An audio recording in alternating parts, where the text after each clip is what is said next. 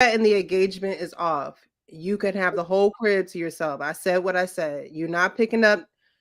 You're not picking up now. Your son wants to talk to you. All right, then. Don't even come back here at this point. And cut. Scene. Scene. There we go. Thank you.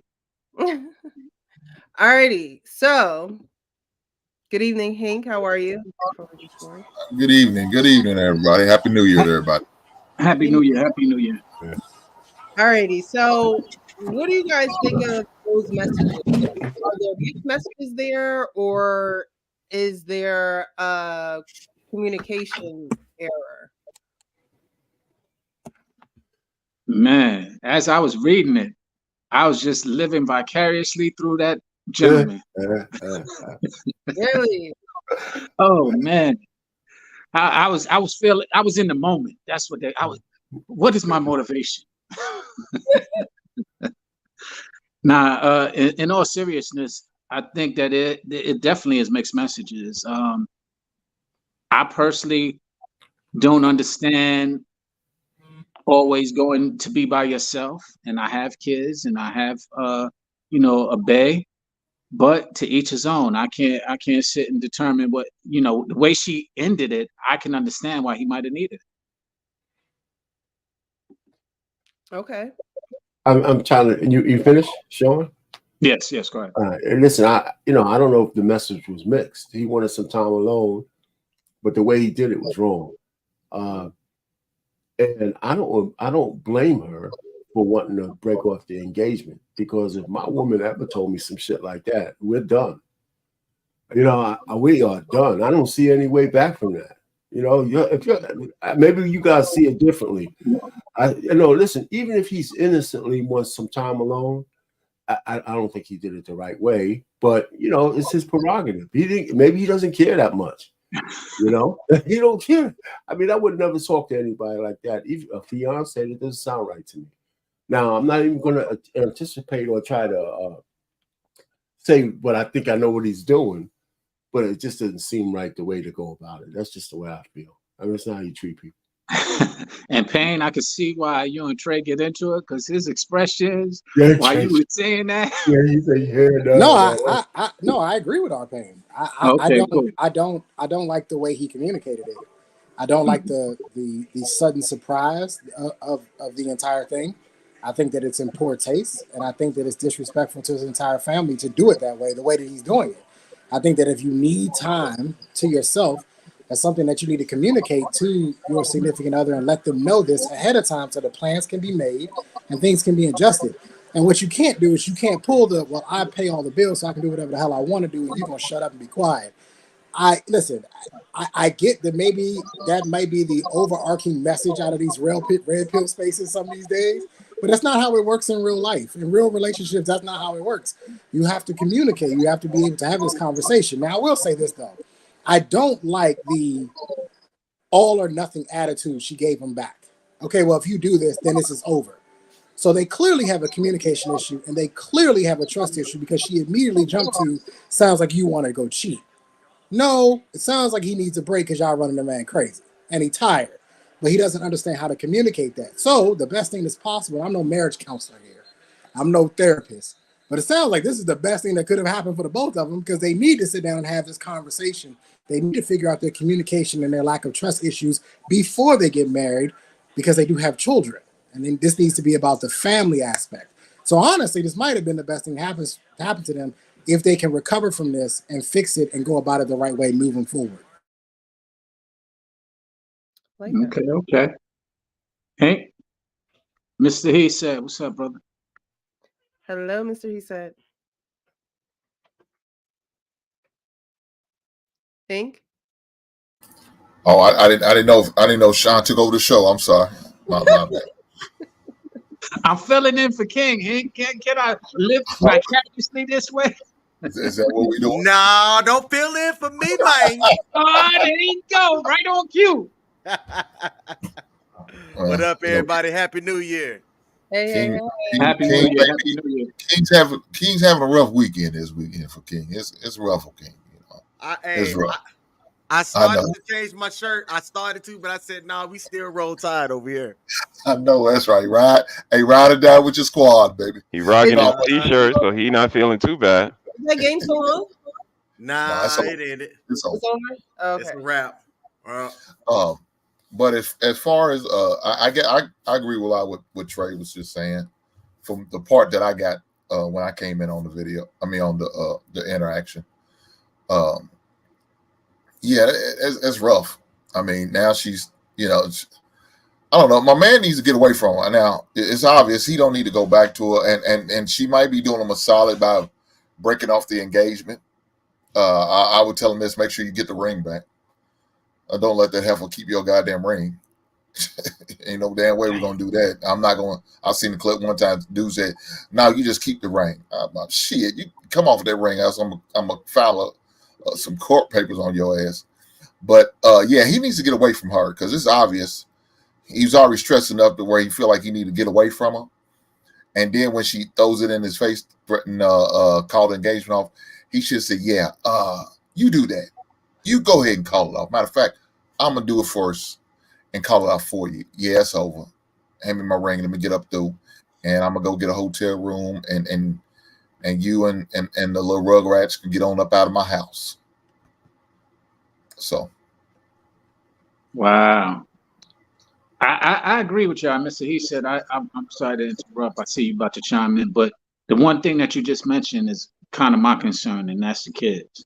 All of this. I mean, they should have been, in an ideal place, married before they had the kids. But of course, that didn't happen. But now they got kids to concern themselves about, and that's just a little concerning for me as far as that lack of communication or lack of maturity to be able to have these conversations respectfully and with consideration.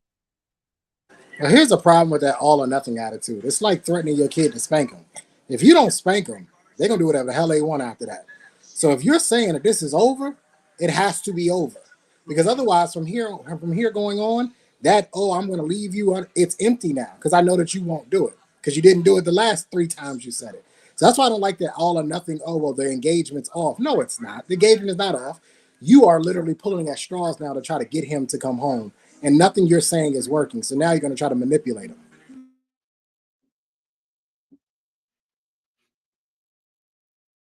Mr. Hisa?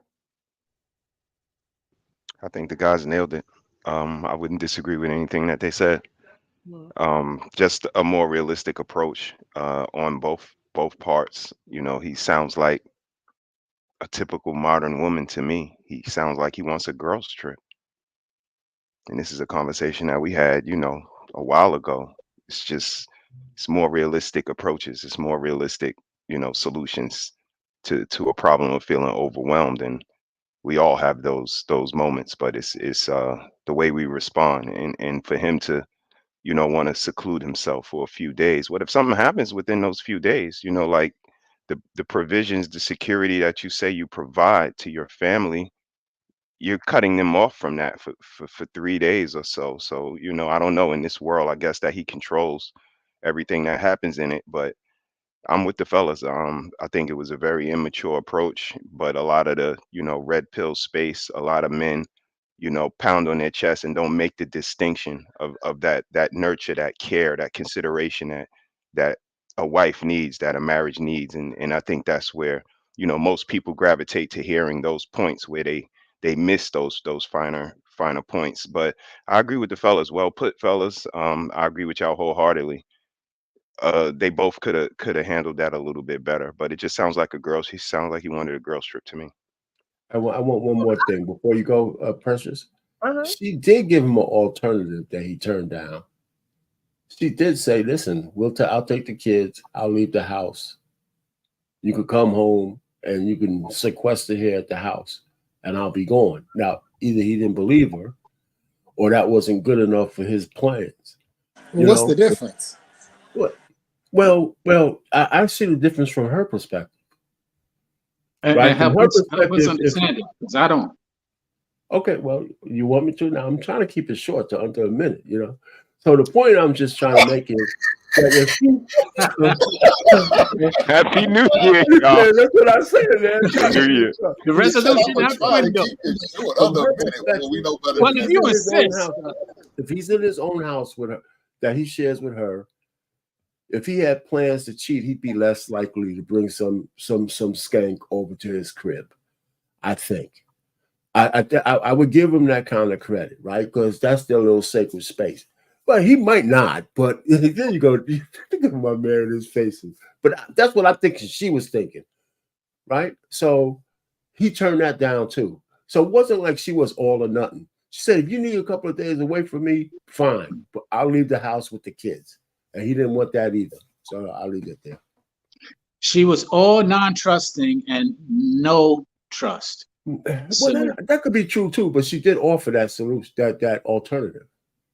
I mean, I'm You know just what going by I what find was funny? said. I find funny how quickly men turn into cheaters. Like, you got a kid with this man, you live All with this day. man, you're getting ready to get married to this man, but Yes, now right. there's a possibility he can go cheat on you. Like, come Only on, man. because By the what end he's of the running. sentence. And That's you only know that's because the what catch he's running 22 on. is that we can't save the world because if I stay out for more than 3 hours, you think I'm cheating. So I can't commune with my fellas and work on solutions and build a community because it's always the worst being thought about us. Listen, I don't disagree with where you guys are coming from because his approach will lend most modern women to think that, right? Because all they tell each other is that we cheat all the time. That's their that's their projection of men. Right? We all know that women cheat as much as men do, but their projection is that we're the cheaters so they can put the accountability on us. So almost every woman thinks, not almost every woman, but in these spaces, women talk like that all the time. I know what happened, Precious. On Christmas Day, she took her ass down to that movie theater and she saw The Color Purple. And so now she think her man cheating because he want a little alone time. Did you see it, Trey? Why would you ask? Man, my cousin was after me when I wrote a review on that, boy. She was mad at me, man. Okay, so I honestly don't think that there's anything wrong with him wanting to take alone time, right?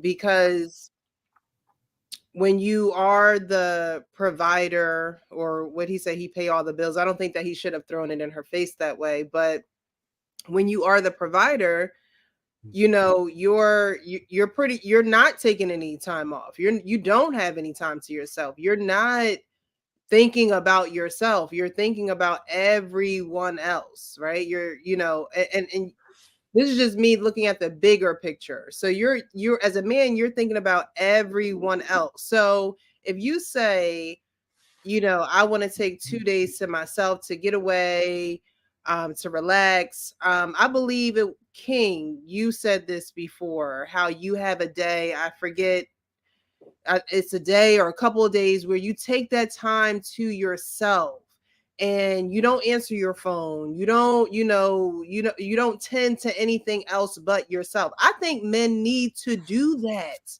I think y'all need to do that. I think that if you had that to look forward to, you know what I mean? It could just be a perk for you, or a pep in your step. I think that, women with the insecurities, with them not even knowing themselves, with them not keeping themselves busy, with them not, you got kids, you have, he said he took care of everything. And to just wanting to have 2 days to yourself, I don't see anything wrong with that. And I don't, Precious, how do you communicate that though? How would you communicate that? Yeah, as a man that's getting ready to get married, has kids, how do you tell this woman who's obviously got an issue with it that you need this time on a monthly basis, or however often? You just tell her, you say, hey, look, I'll be the provider. I'll be what you guys need. I'll be here, but there will be this day on this month, or this, whatever time frame you need, I will need that time to myself, and I ask that you respect that. You know what's interesting? I do have a real life example. I do, right? With me and my wife for like 12 years, I used to go to a sports bar on Sunday to watch football. From 12 o'clock to 7 o'clock, I told my wife, listen, don't plan anything. Don't tell my daughters. I told them this day, don't be asking me anything. I'm gonna go watch football. So from 12 to 7 every Sunday during the regular football season for 12 years, they left me alone. My daughter challenged me on that one day, and I told her, "Listen, it ain't happening." She said, "Well, you love football more than me." I said, "Well, today I do." So yeah, you need that time. My wife never bothered me, never, and just to me, all I thought about was, okay, go ahead, Precious. I was just going to finish here. There's 365 days in a year. I'm asking for 17 days to be left alone to watch football. How many days So did you say? my wife understood that, huh? Every week, 17. How many No, but days it's did you only say? Sunday is only one day a week. No, I understood. So that's my real world example. So I told her ahead of time. And so I we mean, never had any issues. Never had any yeah, issues. About it, right? You think about it. Us women, we go to the nail salon, right? We're sitting there by ourselves, being pampered.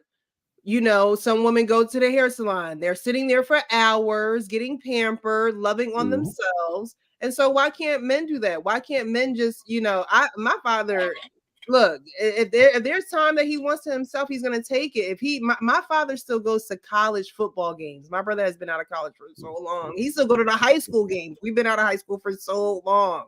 But he'll still do those things because that's what he enjoys. That's what brings him peace. That's what keeps him busy.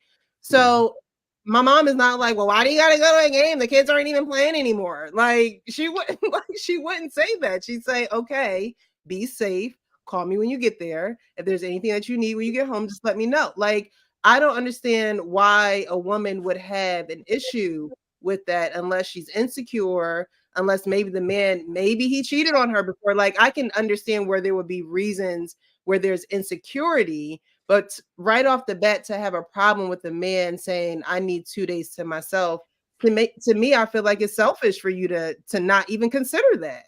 And like said, she did consider it, right? She gave him an alternative.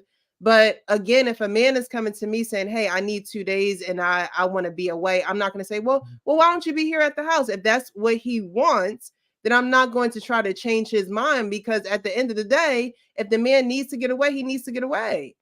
So I don't know what the video was about, but I'm going to raise my hand and say this. In my prior marriage, I didn't know how to define it or how to say it, but I used to get a little bit of anxiety about what I felt like asking for something like that.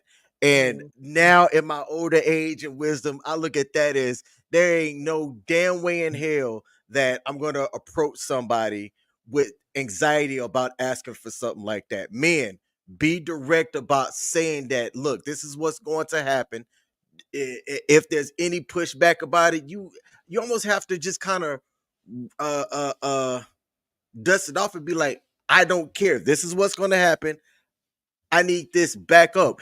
The lady that gives you anxiety about that, or tries to give you anxiety about that, or any kind of pushback, that's not anybody that really supports or understands you. And I question if you need to be with that person. Well, King, you know I what's mean, that's a interesting? great point. That's a great point. But what I would He say to that, before you jump in, Sean, I just want to say before I forget, I think society wears that trope, King, because me as a man, I know society has a certain expectation of me. And not only that, has led to a narrative of happy wife, happy life, again, protecting, providing, and provision. All of these things kind of get woven into our identity.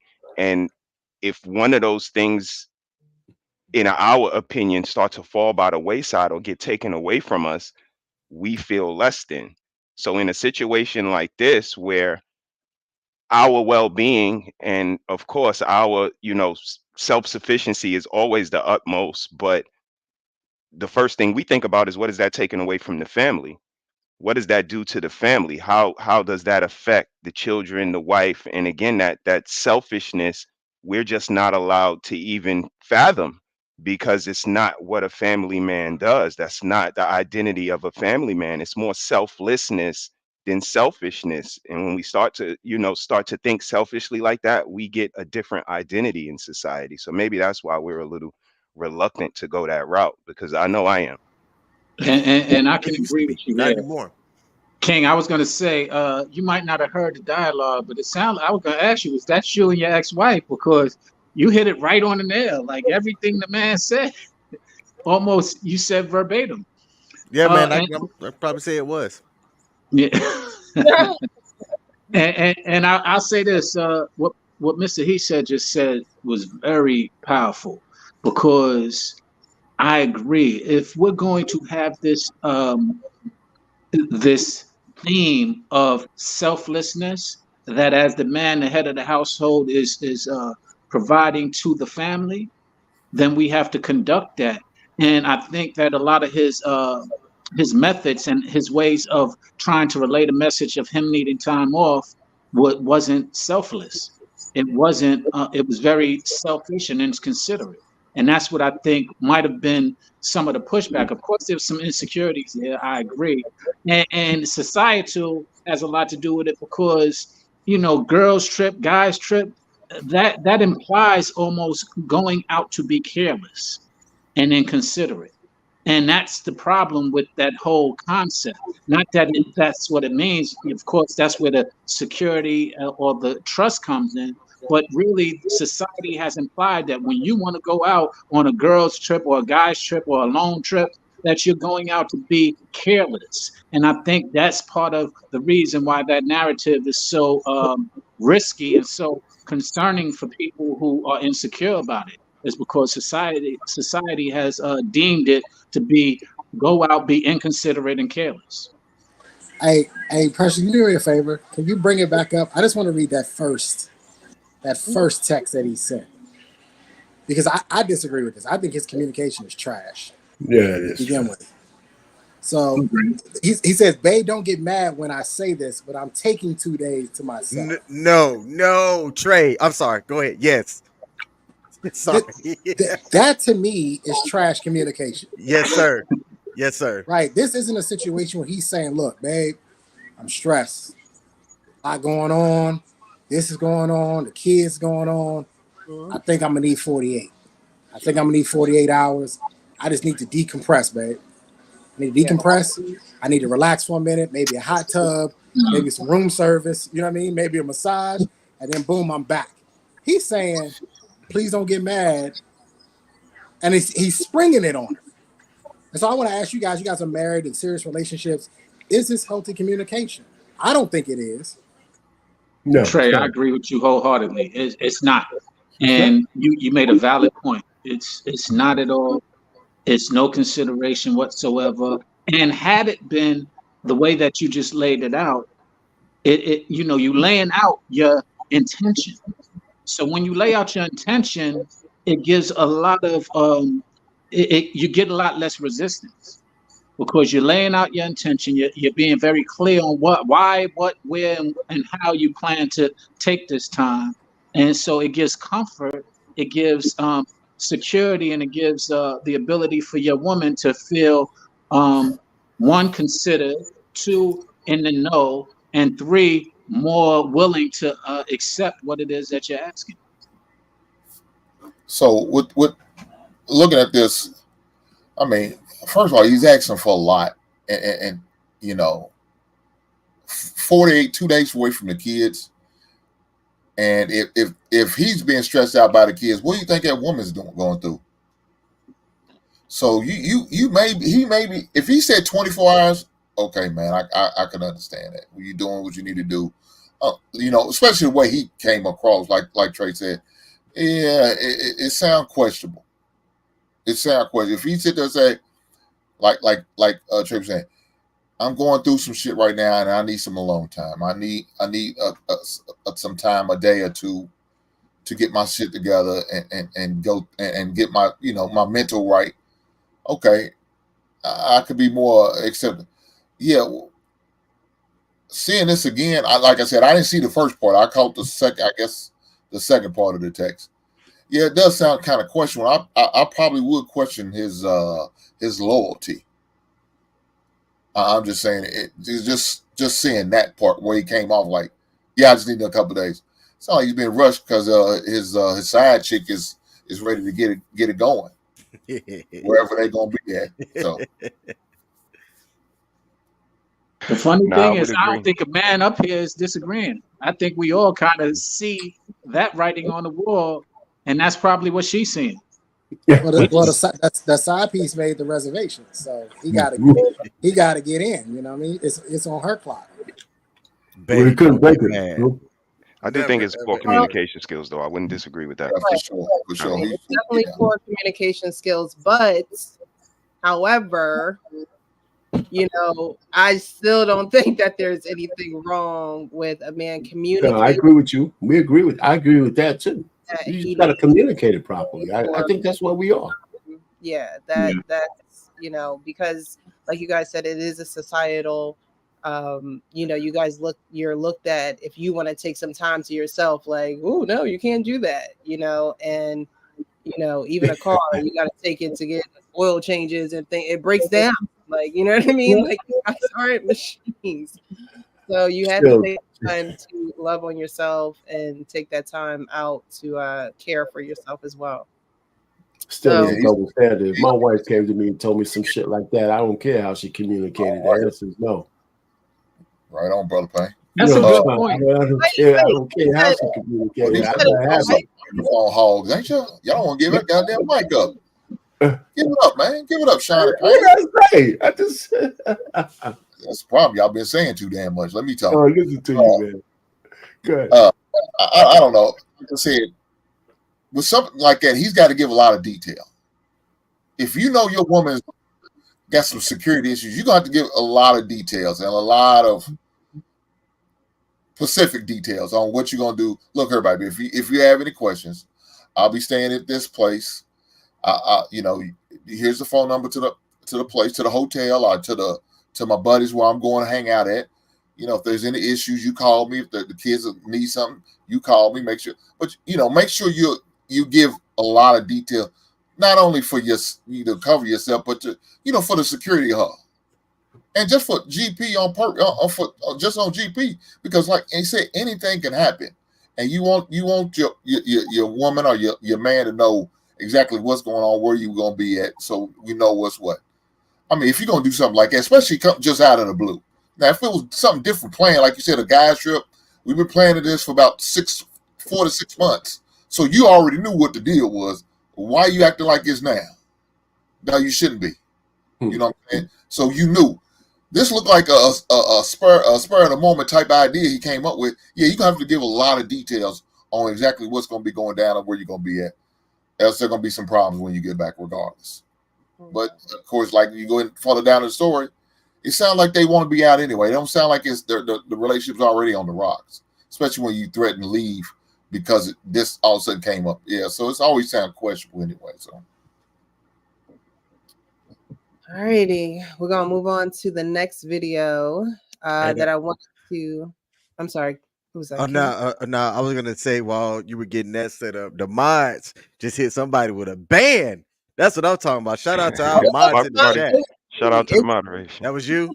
My Okay, Yeah, good deal. Good deal. yeah. I was That shit was swift too. It was quick. yeah. Like I saw it and I was about to go boom, and you was just like, nah. I'm like, and you did Zero it without even changing your facial expression. Shout out to you. Get the hell up out of here. All right, next. Um. All right, so I wanted to go over this video because, of course, it's a clear what the hell is wrong with her, but I wanted to also break it down as well because this woman, I believe, is in her 30s, and this is what she wants to do. You guys you'll see. 34. 34. What you do for a living? I'm a nurse. Nurse. You have any kids? I have a 2-year-old son. Okay. Why you not with the dad? I was a house. He wanted me to be a housewife when we first met, and I decided to kind of change and wanted a career, and he didn't want that for me, so he gave me an ultimatum, and it's to stay at home and be a housewife or leave and have a career. So I left. Girl, we want to smack you in the face right now. So let me ask you this: was he paying all the bills? He was. So, and when you guys got married, that was the plan? Yes. So basically, you had him, your husband. He was your husband? So he was your husband? Yes. You guys had a family? Yes. You agreed to be a stay-at-home Yes. mom. What made you want to get a job? Before she answers that, I have a question for you guys. You're married, you want your wife, obviously after you guys get married or even before, she had to agree to be a stay-at-home mom, wife. If she said she wanted to leave and go ahead and work, would you just say okay initially, or would you try to work with her? A conversation has to be had. I agree with you, King. There was clearly intentions on why that plan was made to have you stay at home as the mom. And if you just want to go just because of how you're feeling, and we've already made this decision for our family above how you feel or above how I feel, but for our children's sake, then that conversation needs to, I don't even know if it needs to be readdressed. It needs to be reminded. This is why we are doing this. This was our intention. And if you come up with a better plan with with what you want to do, that's not just self-centered, then perhaps we can explore that. But if you're just saying it because of how you feel, because your selfish feelings, I can't agree with you. But maybe I missed it. I don't know how long they were married before she changed her mind, but she changed her mind. She flipped the script on the guy, and now she's on Kendra G's show. She gave him the old 94-foot change up. It looked good coming down the pipe, but right before you get ready to hit the ball, switch up. And this is you have some women out here who are a slave to their feelings and emotions, and they guide them. This is her North Star. You breached a contract. You made an agreement. We just talked about lack of communication. Here we are with a marriage that had communication, and then you changed your mind, which is not right. And it's not only unfair to your husband, but it's unfair to your entire family that you switch up that way, because the premise and the foundation of your family was built on the agreement that the two of y'all made. Yep. And so you switched the whole thing up now, and now you looking crazy on Kendra G. Kendra G talking about putting hands on you, which is wild. The Kendra G looking at you like, yo, you tripping right now. There's more though. There's more. We'll get there, but you're right. You're absolutely right about that. All right. So I just wanted to kind of get your opinion before we go on and hear her why she did what she did. When I had to constantly ask for a couple of dollars to do stuff, when it was no, I can't do certain things that I wanted, when it was no, we don't have enough money to do activities because, one income. And I'm like, well, this is not the lifestyle that I want to live. Like, I just don't want to sit at home and fold clothes and not actually date and have the extra money to do stuff. Like, I just didn't want to fold clothes all day long. I'm sorry. All right, boo. What kind of man you looking for now, honey? Don't hate me for this, but I want. Here we go. You sound like the guy in the text. Don't hate me, but here we go. Somebody that's a little bit lit and turned up. My husband was boring. I know, don't judge me. Don't do that. He was super boring. Christ. We didn't dance. He didn't like music, like a little ratchet music. He didn't let me wear tight clothes or anything like that. So I kind of want to be a little ratchet with my next dude. Lord have mercy. We're gonna stop right there. We're gonna stop right Lord have mercy. Yeah, get your passports. Get your passports. Oh man. So now she want a Bobby Brown. She want a bad boy. We judging over here. I'm not even gonna lie. Some crazy. Yes. We need Trey, we can't hear you, Trey. We can't hear you. Trey. We can't hear you, Trey. Come on, Trey. Come on with that. Start us off, please. You already went off. You gotta do it again. Oh no, I got more. She done gave me more. I got more ammo now. I done You went was back on to the mute. armory. You was on mute. We didn't hear you. Oh, I'm saying I'm jealous of y'all. I'm jealous of y'all married men. because this is what's on the streets for a single man. Yes. This Yes. is what's available for us Yes. on the streets. Obviously, it's not all of the women, but this is the mentality. The mentality is I'm going to do what I want to do, how I want to do it, and you gonna be okay with it. If I want to be ratchet, if I want to have a Jezebel spirit, you gonna be all right with that. You gonna take it or leave it. This is what we're dealing with, and it's going into 2024. And I hope it's something that we leave behind. But I have a funny feeling we're not going to. And how dare him? How dare him be an adult man and have standards and restrictions on a woman who is controlled by her feelings and emotions? How dare him? How dare him keep up his end of the bargain, all right, in doing what he said that he was going to do? How dare him steer the ship the way that he said that he was going to? How dare him, Trey? How dare him? How dare him? How dare him get offended with how many times I use the word "I" in that description? I want. I. How dare him get offended by that? You know, I'm interested in where do they meet at, and I'm interested to see the dynamics. And was she a little bit ratchet, and he tried to make this hoe into a housewife, and it looked like it might have backfired on him. That's exactly what happened. You know, I think this is what happened. He made a bad investment. I just think he made a bad investment, and now it's coming on to haunt him. You know, now she talking about she want a man that's a little bit rashly. Yeah, that's always in her. It was probably in her conversation. It was probably in her friend circle. He probably didn't pay attention to the friend circle that much. He was probably enamored by her beauty and then the body she has. So he didn't really pay attention, and he just looked past it. And like you said, he thought, if I could make her stay at home wife, at a calm her down a little bit, at a tame her, at a take the wow out of her, all in behind, in the darkness, in the backhand. I bet as soon as you go to work, she turning that ratchet music up, having flashbacks of what she used to do in the goddamn club. Yeah, he made a bad investment, and he's got to live with it. I've seen this whole video. Shorty got a whole neck tattoo, and one of my homies, Sean from the Dating Game channel, said that anybody that has a neck tattoo is proven to make bad decisions. Come on, man. Lord have mercy. And it's a woman. It's not like it's a dude. It'd be different to do. You expect a dude to do some dumb shit like that, but this is a woman. God damn, baby. What was you thinking?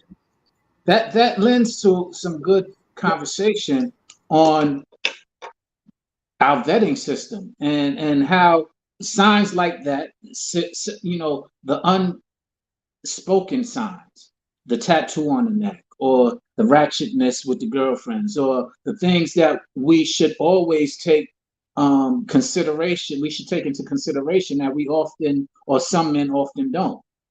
What do y'all feel about that, fellas? Listen, the guy, she showed him some of those signs. He ignored them. I was talking to a guy yesterday. He talked about his number one thing with a woman is being in love with her.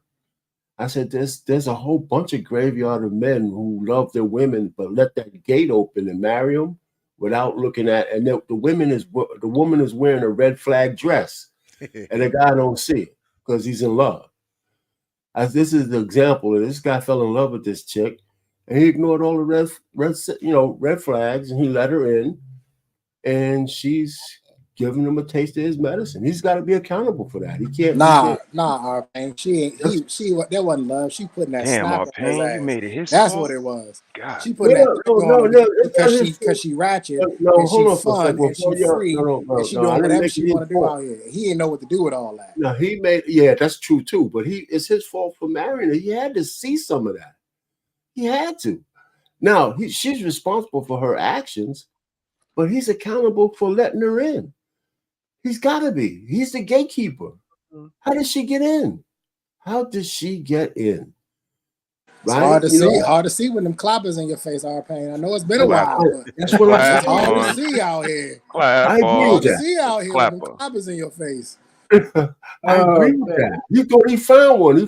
He said, I found a saint to marry. and a Hellcat in the bedroom, and he should have took that as a sign. He should have took that as a sign. That's a big sign right there. King said, I'm not trying to be judgmental, but King, you said something that was very profound to me.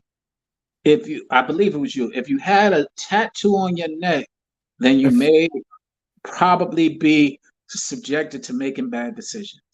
That's true. That's so true, because that mentality comes with it. To me, I don't care if I'm judgmental on this. Eyelashes, loud color hair, all of those are signs of a mentality that just comes with trying to be down. Comes with not really standing on much of anything, but going with the Joneses. So whose fault is it if you marry her? Who's accountable for marrying her? The dude. He is R-Pain. I wouldn't disagree with that at all. I But don't think you anybody's also, disagreeing with that. right, you also Okay. heard that she said, she wasn't allowed to wear certain clothing because he understood. She wasn't allowed to listen to certain music because he understood. He was a very conscious husband. He understood what he was marrying, and he set the parameters to make her a better wife. But she just didn't want to be that. I was watching this episode of Girlfriends, and I'm gonna be real quick. And one of the girls had a husband, and she cheated on him. And she was kind of wavering, and he told her, he looked right in her eyes, and he said, it's something out there that you looking for, and if you tell me that I'm wrong, I'll go to counseling, I'll try to work on this, but it's something out there that's calling you, and you kind of want to gravitate to it. And she could not tell him that he was wrong. And when I saw this, I kind of got that same kind of feeling from her. For some people, the streets is just calling them, yo. They don't want structure, they don't want discipline, they don't want leadership. And it is what it is. And that's, where we land in 2024. We're going to have to kind of leave some of these people right where they want to be left at. And all of us conscious people, let's go ahead and make it do what it do. It's FOMO, Mr. He said. It's FOMO. She thinks she's missing something out here in these streets. And that the restrictions, the standards, all the stuff that he was putting on her to make her a better woman, to make her a better wife, to have a prosperous family, she feels as though she's missing something. And I guarantee you, if he has a conversation with her and we start to pick apart her friends, what's her friend circle? How's her friend circle? Who are the people she's around? What is making her miss something? I'm telling you, I went through this in my last relationship. In my last relationship, we would have these conversations, and she would be telling me about her friends who having baby daddy issues, and I'd be looking at her like, okay, but you don't have those problems. So you need to separate yourself from these women because you're going to end up like them, and lo and behold, here we are. So I agree with Hink. I would like to know where they met and how they met. I think Hink, that's a very good point, that Hink, the foundation is there. But I would also like to see is who's in her ear. Who's she talking to every day? Because she's clearly missing something. She thinks she's missing something when it looked to me, she had everything. Yep. Absolutely. So and in fairness, the thing about it, this is crazy. The thing about it is when a man has to change that much in a woman, you don't need to be with that woman. We heard what she said. Try to change the ratchet music he listens to. Why try to change all the tight clothes and her hanging out and going to do this. That's a lot of change that a man has to do for a woman. That's shown she's not worth it. Men, you shouldn't have to make that many changes for a woman. You should be going after the woman that's already pretty much there. Only thing you got to do is just smooth it on out. Mm. If I got to make all these damn changes, that's not the woman I want to be with. If I got to make all of these changes of these ratchet music, because I don't like the ratchet music, change it of a style of clothing, change it of a friend, man, I can't be with you. I'm not gonna. That's a lot of goddamn work I ain't trying to put in you, especially a late age of mine. Now maybe if I was 20 something, I could probably deal with a lot of these changes. 48-year-old, I'm not trying to make all these goddamn changes. You heifers better come ready made. I know he better fight for his kids. I know he better do that. And I take this Kendra G tape with me to the judge. Wow. This is a good one. In fairness, though, she seemed to be cooperative And that's why he probably stood in there. She seemed to have made the changes and then wanted to revert back to what she felt whatever she was missing. Because she said that she did all of these things. So it might not have been that he was blinded.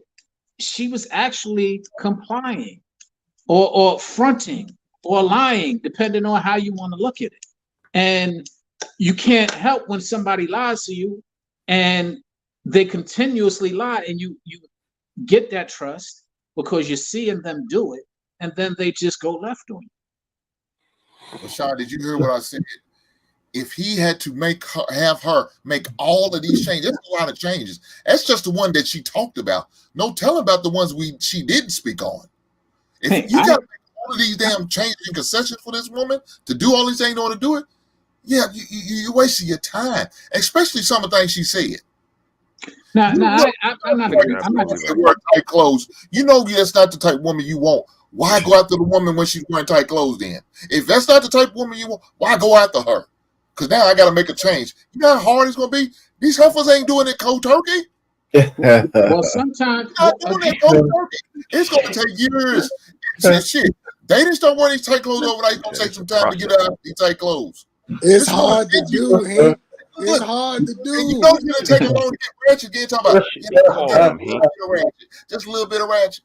Heifer, you crazy as hell. Hank, you see the way that lady be moving? Let me tell you why she didn't have a problem with going back home. Because her ass was lazy, didn't want to work. She's like, oh, I got a man could take care of me. I ain't got to work. I'm just going to sit here and just be myself. But then guess what happened? Her girlfriend said about, we going this place, we going that place. Well, baby, I want to go out with my girlfriend. They going out for the weekend. We ain't got the money for that. And now all of a sudden she feeling some type of way. Mhm. I guarantee you, one of her female friends called her man broke. You would have that problem if your man wasn't broke. I was just going to say that. Yeah. He broke without saying he broke, girl. That's not the life movie. That's funny, man. Yeah. And Hank, I agree with you, but I also have this mentality that was just said in one of the sermons. It's you'll never mature if you're not willing to change. And I'm thinking that we're always going to need to change. We're always going to need to mature. And I'm thinking that if she's complying, she's maturing. Unfortunately, what has happened and what she displayed is that she wasn't. She was fronting. And peace. I mean, you got to let him go. But Sean, part of the change got to be consistent. She wasn't consistent. I agree. That's why you got to let her go. I ain't disputing what you're saying. I agree. Well, ultimately, she did him a favor. In the end, he may not see it that way, and nobody probably sees it that way. But she did him a favor by really truly speaking up and saying what she really wants. Because if you don't want to be home, all you're going to do is be miserable and resent me, and you're going to feel like I'm holding. All he did was take a line and put a line in the cage. That's really what he did. And all she's doing in the house is she's just pacing the cage back and forth.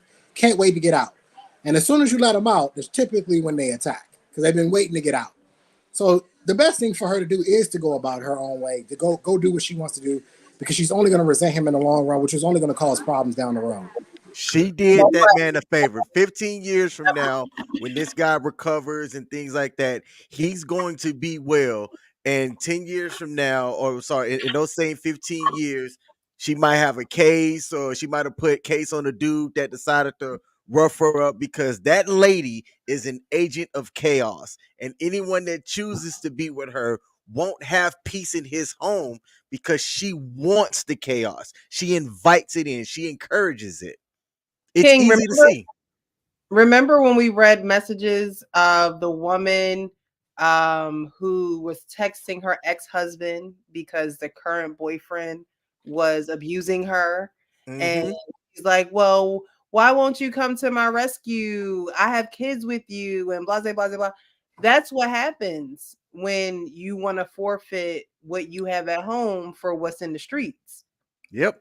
That's I would just exactly send text messages. what happens. You lose all of your protection. So that's why I asked you guys, would you just let her go, or would there be a conversation? And I think in a situation like that, you need to just let her go, because it's like Trey said, it's only about a matter of time where she's going to be breaking up the happy home, bringing somebody into the home, cheating on you. It's just going to be a life full of misery because she's not where she want to be. So that is someone that you let go. The horrible part about that is when men go through situations like that, they, the men feel like everything is already their fault, right? So it's something that you personalize, and it makes it harder for the next woman, who is actually the woman that you're probably that's supposed to love you, that you're supposed to be with. It's hard for you to actually now trust her because you done had someone make you believe that they were going to love you, that they were going to adhere to, your plan, your way of doing things. And now, that whole picture has been shattered. The next person that comes along is going, it's a little bit harder for that person and for you, because you've probably spent so much time thinking it's all your fault. What could you have done better? When no, it's the woman is not what's good. You I'm chose, not. and I it's mean, okay to choose wrong, but you have to realize that it's it's a character flaw in another person, but you can't take that to heart as if something is wrong with you. And I think a lot of men do that.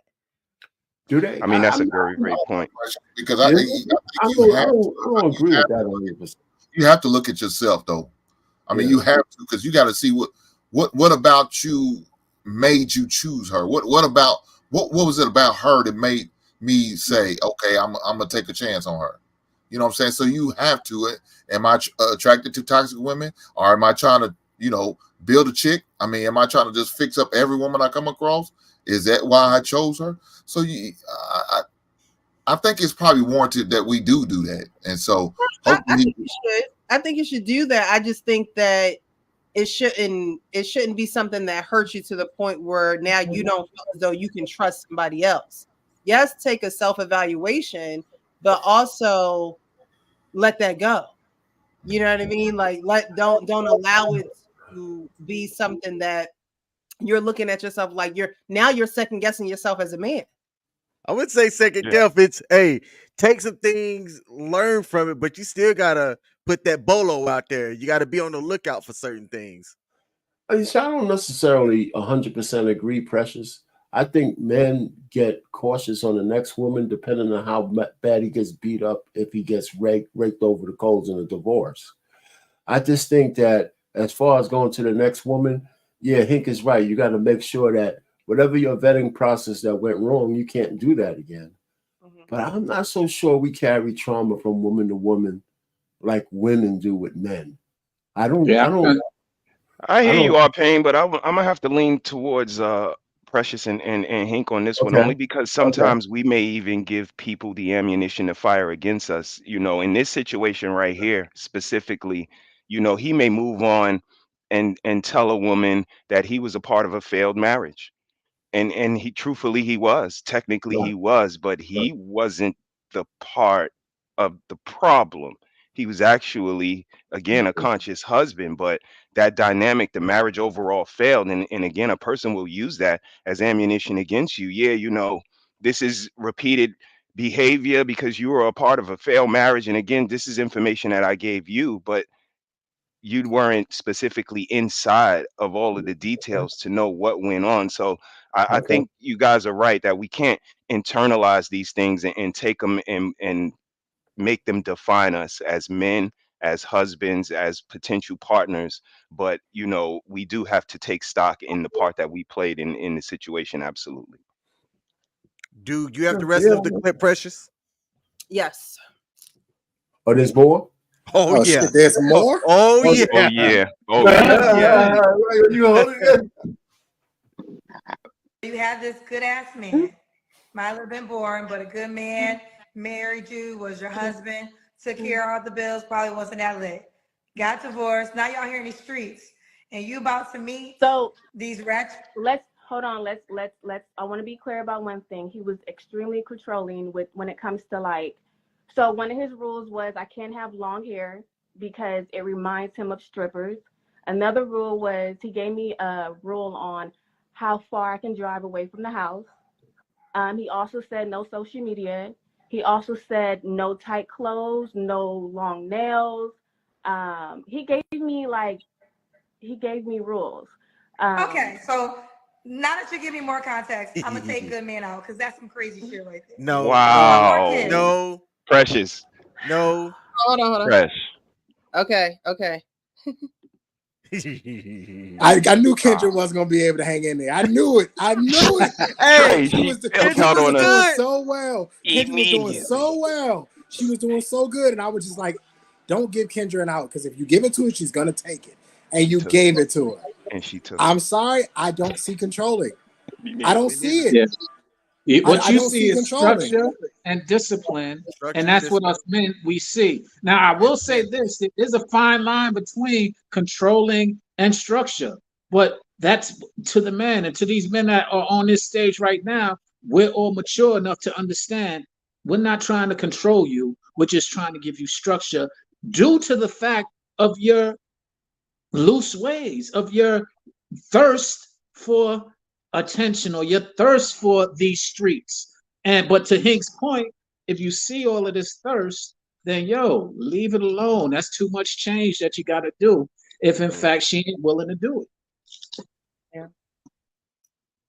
That man Yeah. knew what he signed up Yeah. for, and Go he was ahead. acting on it. Like, Yeah. I have nothing but respect for the way that man was moving. And I get that I'm only hearing her side, but that's the part that she doesn't understand. We're only hearing your side. If that man tells his side, it may be a little something different. So for Kendra just to say, okay, I hear you, I retract that good man statement, and now, let's keep going. That's that believe all women narrative that we've been trying to fight. Like, I get that you guys been through stuff, but we can't just take your statement face value and just keep on going with the story. And that really just that was interesting to me. Sorry, Hank, for cutting you off, my brother. No. You good. You good. What I was gonna say is, if you knew all of this and he presented it to you and you still did it, then you have no. What the hell are you complaining about? You agreed to it. Now, again, I'm telling you, your circle of bad influence probably said some shit to you. Girl, he can't do that to you. He's trying to control you. He's trying to tell you, and you didn't like it. And now all of a sudden you want to raise your back up and bow your back and let the hairs on your neck stand up, and now you want to fight back. No, you can't do this to me. Here's the control. My girl said, okay, go on about your business. And now you back out here in this world looking for that ratchet dude you looking for, and more than likely you're gonna find everything you're looking for, right? You're gonna find everything you're looking for, but you're gonna hate it. You're gonna She hate just everybody. put a That ratchet, bullhorn outside the that front ratchet door. dude will be whooping your goddamn ass. As soon as you get out of line, watch what happens. What's Hey, the rat? and you know why That's the a geography bullhorn. one is important? Most women can't even name 3 countries. We see this often. So him telling her you can only go a certain distance away is because, baby, you don't know where the hell you're at. And if you don't know where you're at, then I gotta come find you when you get lost. Leah Right? Meester. right. Him telling her you can only go so far, so far. Listen, when I was in the military, they did the same thing to us. It sucks. Hey, when I was on call, I was an explosive dog handler. I was on call. I had a big phone. This back in the day, the phone this big they gave to me. I could only go 30 minutes outside the base. The problem was I lived 45 minutes outside the base. They didn't care. So there's always a reason for things. And I think it was Mr. He said, we hadn't get to hear his side of it. I guarantee you there's a reason why he's saying you can't go this far away from the home because of this. Where I live in Maryland, if you start to go 25 minutes south, you end up in Talk about DC. it. Talk You about end up it. in DC. So yes, baby, guess what?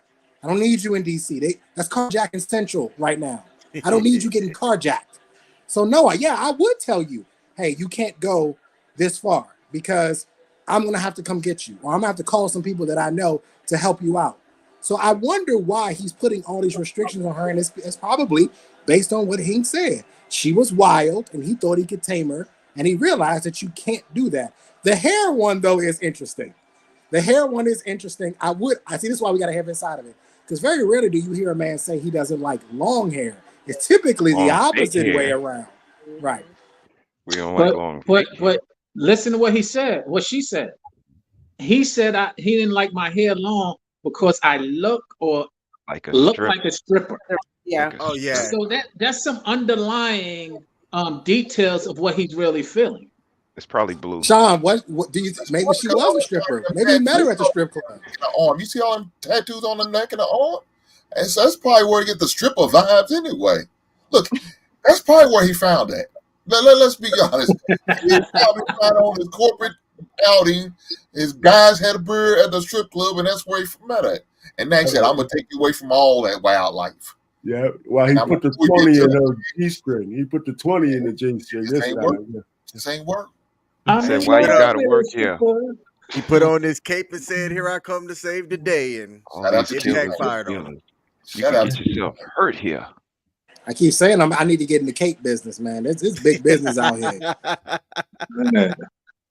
All right, we're gonna And, finish and, this. and I just want to say the trade point earlier for us single men out here in 2024, it's not precious what you were saying that we get resentful from our past experiences. It's just that the more we go out there, we find personalities similar to hers.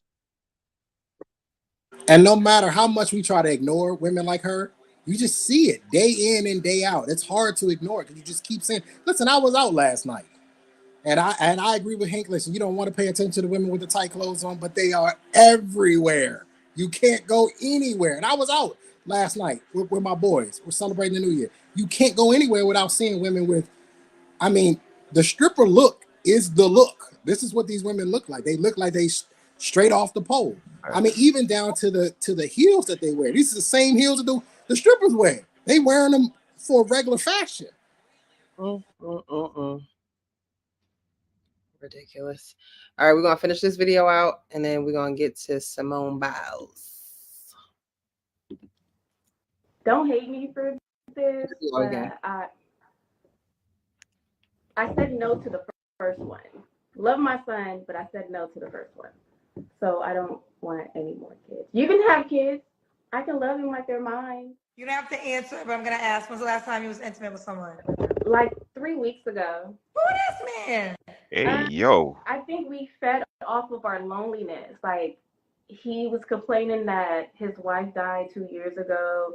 I was complaining I was lonely. We was nice to each other, so we had a good time. So is he an option for something Hey, more yo. just like real? No, I don't think he's ready. I don't think he's ready. And I don't want to put this type of pressure on him in a sense of like, you know, packed up your wife's shit. How do you say that to someone who wife?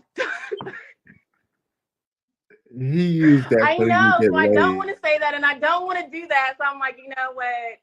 It was nice, and when you're ready, you know, call me when it's gone. But it's okay to go inside of me though. Yeah, thank you. Who said it? No Mr. He said, standards. No No standard. no Yeah, I'm the one that standards. say they don't have no Period. standards too. They don't have Period. no standards, y'all. Shit is a Man, shame. that Shit that's is a shame. that right there is the pinnacle of what Trey just said that I just echoed and what is out here. Standards are almost impossible or almost non-existent in this out here in these streets right now on these single. So that's why we admire you guys who are in significant relationships or long marriages, because the standards of some of these women right now, if you don't have accolades and they value what you have and what you can do with them or the accolades that you achieve, and that's it. That's the standard. Come on, Sean. You mean the woman? She gave a widower some love, and you guys are gonna sit down here and say she don't got no standards. She was doing a public service. What are y'all talking about? What y'all talking about? Hey, And then our widowers opinion, And need you love know who too. does that? and then our You know opinion, who does that thing? she's just Hookers. repackaging the punani to give it to somebody else now. Right. So You know who does that? she's out here being a charitable woman, helping out the widowers. And now she's gonna repackage it, put it Right. back together to go give it to a man she wants to spend the rest of her life with. Right. Come on, man. Miss me. Come on, Again, man. pain. You know who does that? Hookers. Shano, for me, it's the fact that her husband was right. Like he knew who you were. Like, look what you said. Because we both were sad, I gave him some insides.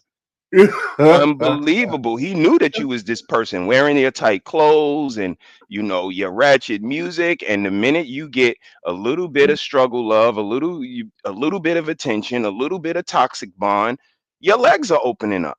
And like I said, this is, for me, this is what I'm waving my flag on 2024 is standards. Because men, women, we all just need to really take a look at our standards, because the things that we allow, the things that we do, the things that we accept, the things that we celebrate, the things that we stand idly by and let happen, it shows that we don't have any standards.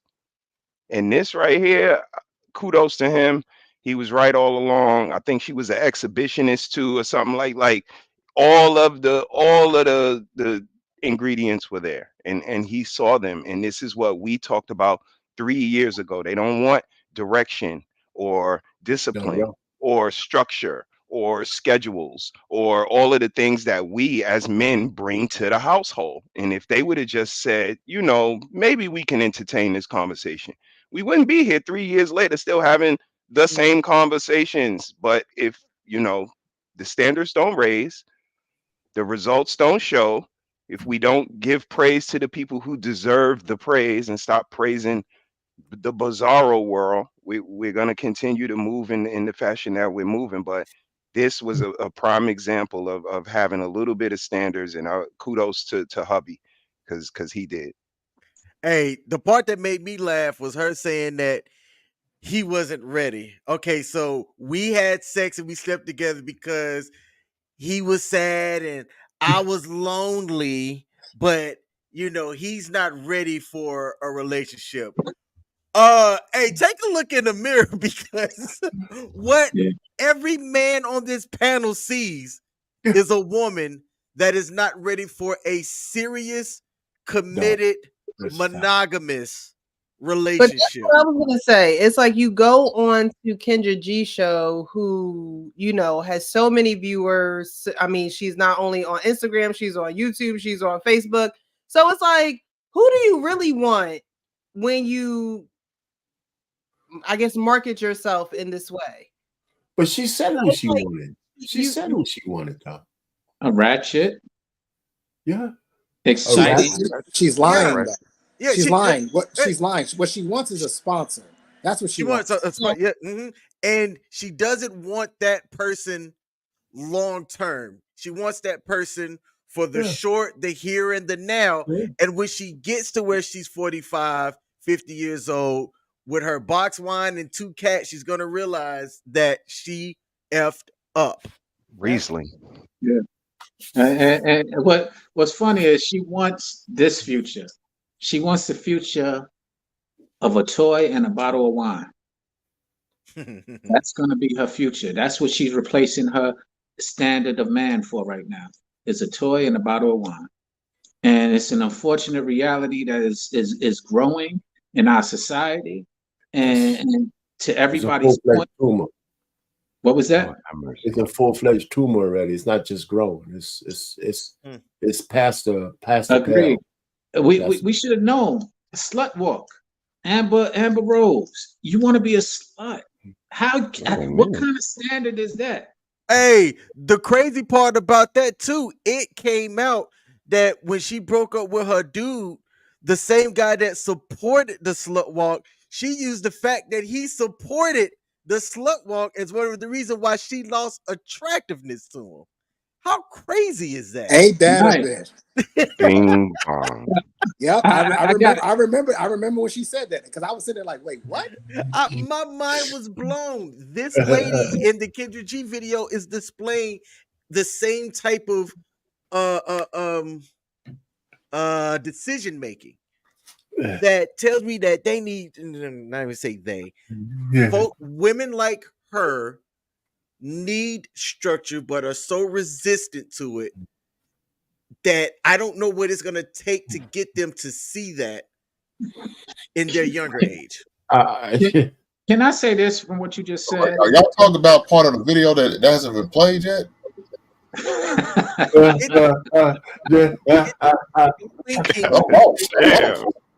Oh man. Can I say this? I'm lost. Liberation It's Hold up, Shawno. opposite. Hold up, hold up, Shawno. Hold up. Hank just said he was lost. So can we take a couple of seconds to get him on the same page because It's, you already are up to speed. So Hank, oh my it's God. on you, sir. No, I'm lost in what There, Sean was talking about because I'm thinking he's going more into detail with this woman. Like there's some more to the video that I'm missing out on. Maybe I missed it. I don't know. Okay, No, I Shawno, you think got it now, Shawno. okay, go ahead. That I was missing out on her. I said, look, I I mean, standards low, undefined, totally. That would be what slut is in her case, and she is that right now. She has no standards. So I don't know. I think we all agree to that. there's an archetype of people out there that men that want to have peace and longevity in their life should avoid, and the archetype was displayed right there in Kendra G's video that Precious just showed.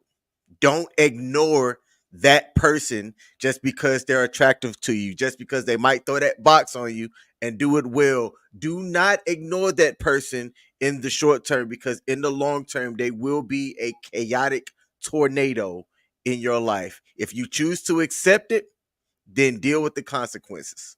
Mm. And just simply, um,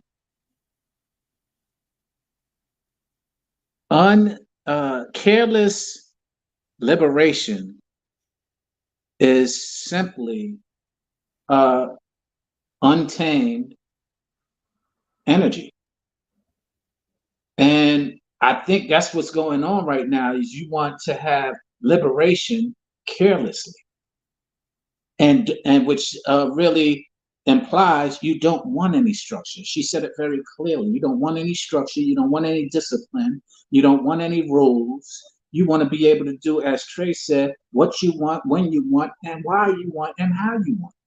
And that's what is typically destroying and separating our family units. And we have men now who are understanding that and are trying to fight to get it back. But we have all of these women who are sensationalizing. I just want to be clear, careless, free, liberated. All right. You know, I think men should stop trying to save the women and change them. I say it's a waste of time. I hear you, married man for 20, No, but 30, I mean, when 40 I'm trying to plus stay years. strong, it has nothing to do with me being married because I'm married. I'm saying if you have these complaints, you cannot change an adult unless they want to be changed. They gotta be on that path before you ask as part of your desire. If they're not there, what you gonna do? I mean, that's Hank already said it best. This guy had to change this lady into a whole completely different being for her to be a wife. He chose to. I mean, that's just too much, man. I agree with you, Payne. I'm just saying, easier said than done for a man who's married what's easier said 30 than plus done? years. What's easier said than done? You said, just go ahead. My point is yes, you're right.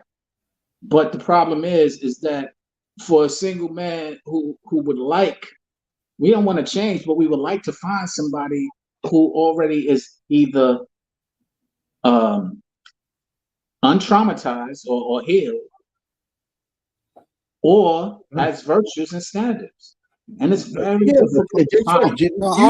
Our pain is asking for these women to come pre-assembled, and they are coming pre-assembled. But the problem is that it's got made in Taiwan on it, and it's cheap and it's great. What I'm asking, they're pre-assembled to a degree into which that they can be brainwashed and influenced by the society here in America. Right. So some of them are being raised. I've dated nothing but women who had dads in their life. Doesn't mean that they still can't be susceptible to society. Right. It still happens, right? At the end of the day, this all boils down to what kind of woman does she want to be? Right. At the end of the day, it don't matter. It don't matter what I do. It don't matter what kind of woman do you want to be? Boom. Exactly. And the issue is that we're not getting the women that can articulate what type of woman they want to be because they don't know. They have no idea, and they kind of move with the wind. They move with the trees. They move with the waves. They just kind of go whichever way it kind of just takes them. Okay, this feels good, so I'm gonna go with this. Okay, he's a widower. I want to have sex. This feels good. I'm gonna go with this. They don't really know what they're doing.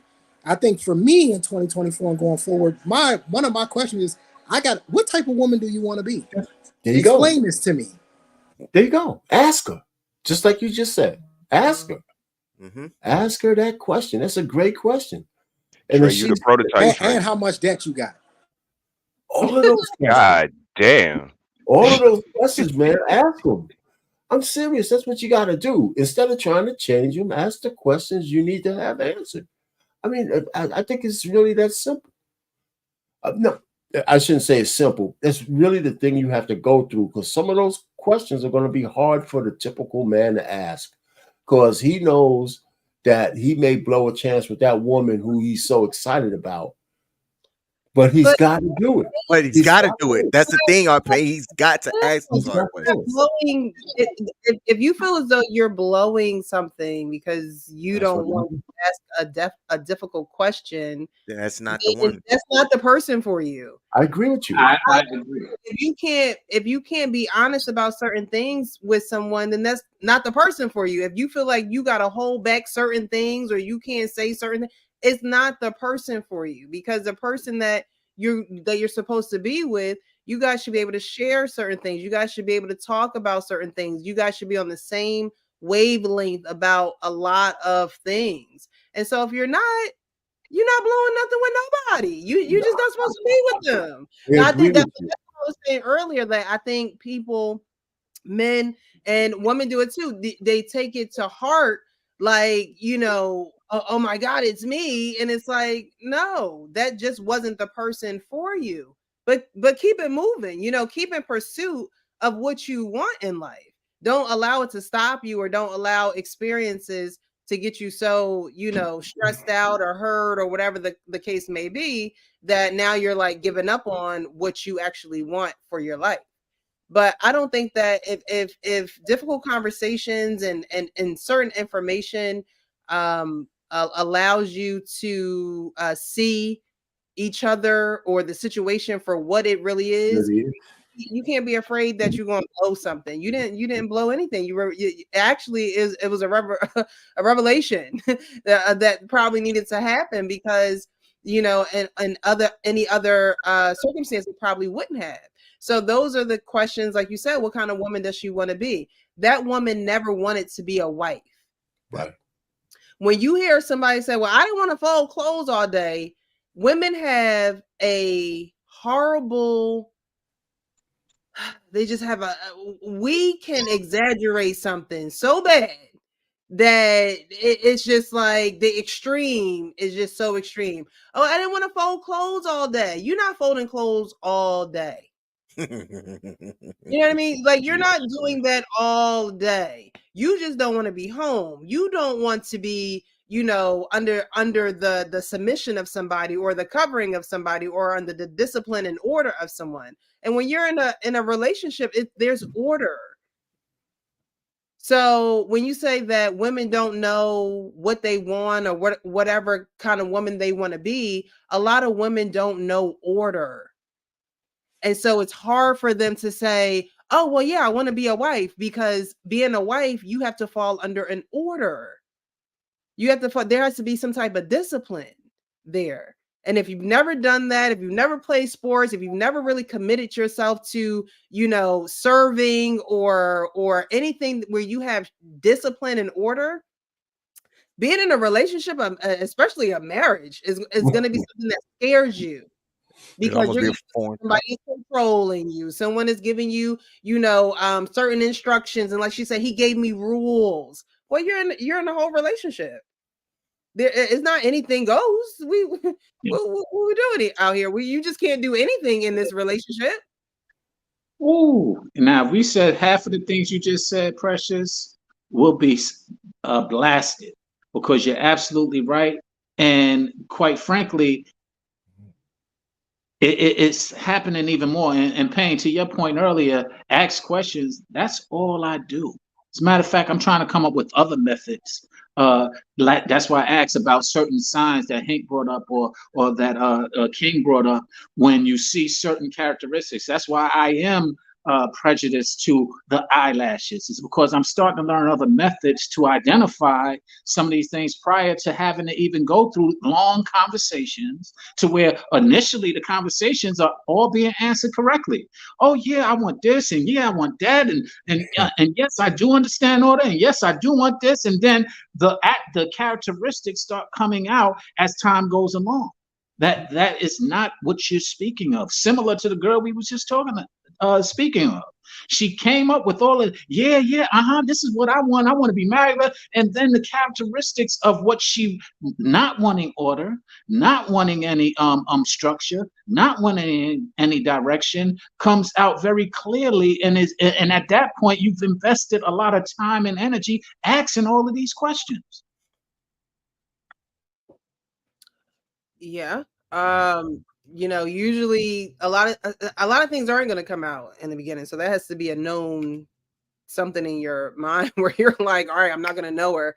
And, the first week of me talking to her or whatever the case may be, but you do have to be wise. You do have to use wisdom.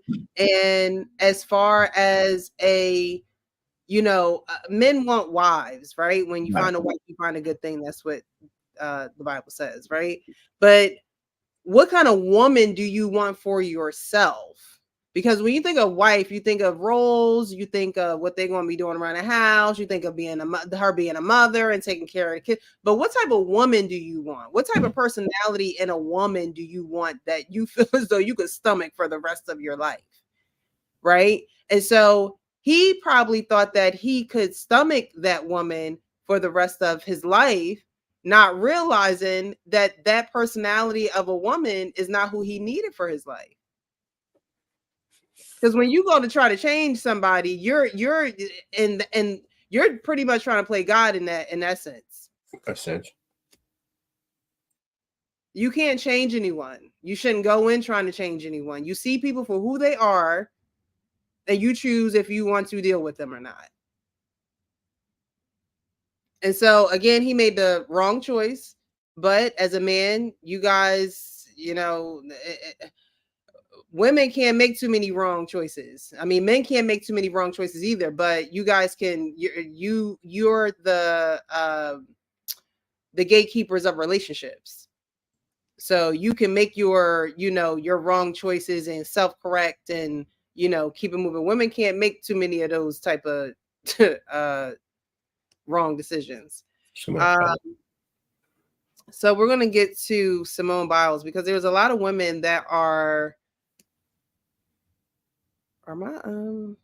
there we go. There's a lot of women that I would say they're bitter with what she's going through. I wasn't really keeping up with it. And then I saw a lot of people talking about it. And I said, when we come back on Monday, we're going to talk about it, because I don't understand why so many people have so many negative things to say about Simone Biles and her relationship with this football player. What's his name? Jonathan Owens. Jonathan Owens. People still play football? Yeah, he just started, really. It's flagged now. Okay. So many people have so many negative things to say, but I have the clip here and we're going to go through it so I can kind of see why they're saying these things, but I don't see it. But then again, I don't think like everybody else. So we're going to put this on the stage here and kind of go through it a little bit. Like the moment. Honestly, don't get into no long shit, bro. I gotta ask you, man. God damn, y'all boys scared. Bro, as us pretty red dimes as we are, how in the hell did you pull Simone Biles? And I love this football talk, bro. I gotta get to him. I'm over here rubbing my knees trying to answer this. Hey, Chad, I wanted to tell him, he's talking about being looked over. Now, when the right people look at you. Yeah, you know what I'm saying? How did you do that, bro? Man, it's really how she pulled me, man. That's the question. Oh, man. Lord Jesus. Now you with Freddie. Now it's back.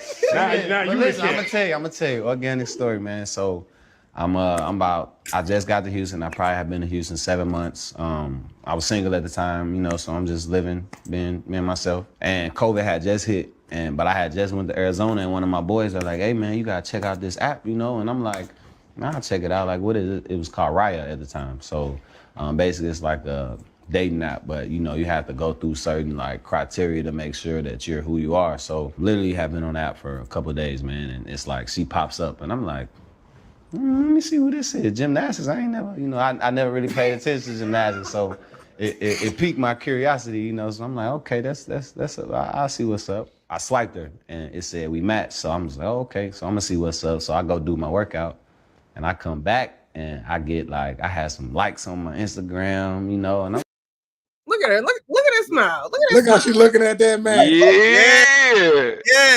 Yes. like, Yes. I'm like, oh, That's what they hating on right there, Precious. That look. Exactly. That look right Yeah, there they is what don't they like don't that like. shit. They They don't don't like have that shit nobody at look all. at like that. okay. So I see what's up, and then I still waited. I'm like, man, I'm gonna wait till I, you know, take a shower and everything. Then I come back to my phone, and then she messages me on the app, like, hey, you know what I mean? And I'm, man, that's up, man. This gotta be fake. Like, I don't know. I didn't know who she was at the time, but like the first thing that I saw was that she just had a bunch of followers. So in my mind, I'm like, okay, she gotta be good. All right, I'm gonna stop it right there because that's one of the first things that a lot of women didn't like that he said is that he didn't know who she was. And I'm looking at the comments and I'm like, he said he didn't follow gymnastics. That's like me in baseball, or like there are just certain people I'm just not going to know who they are because I don't follow the sport.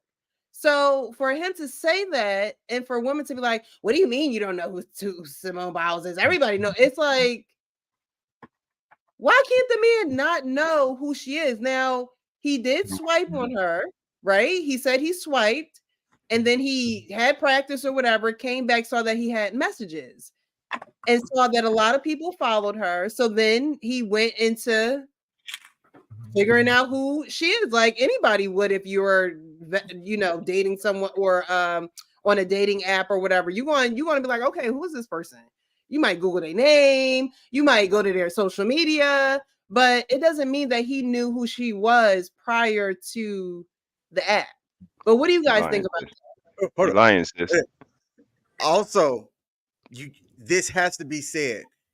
The dating app that they were on, King's not able to get on that app with where he's at right now. That app is an exclusive platform for Invitation only.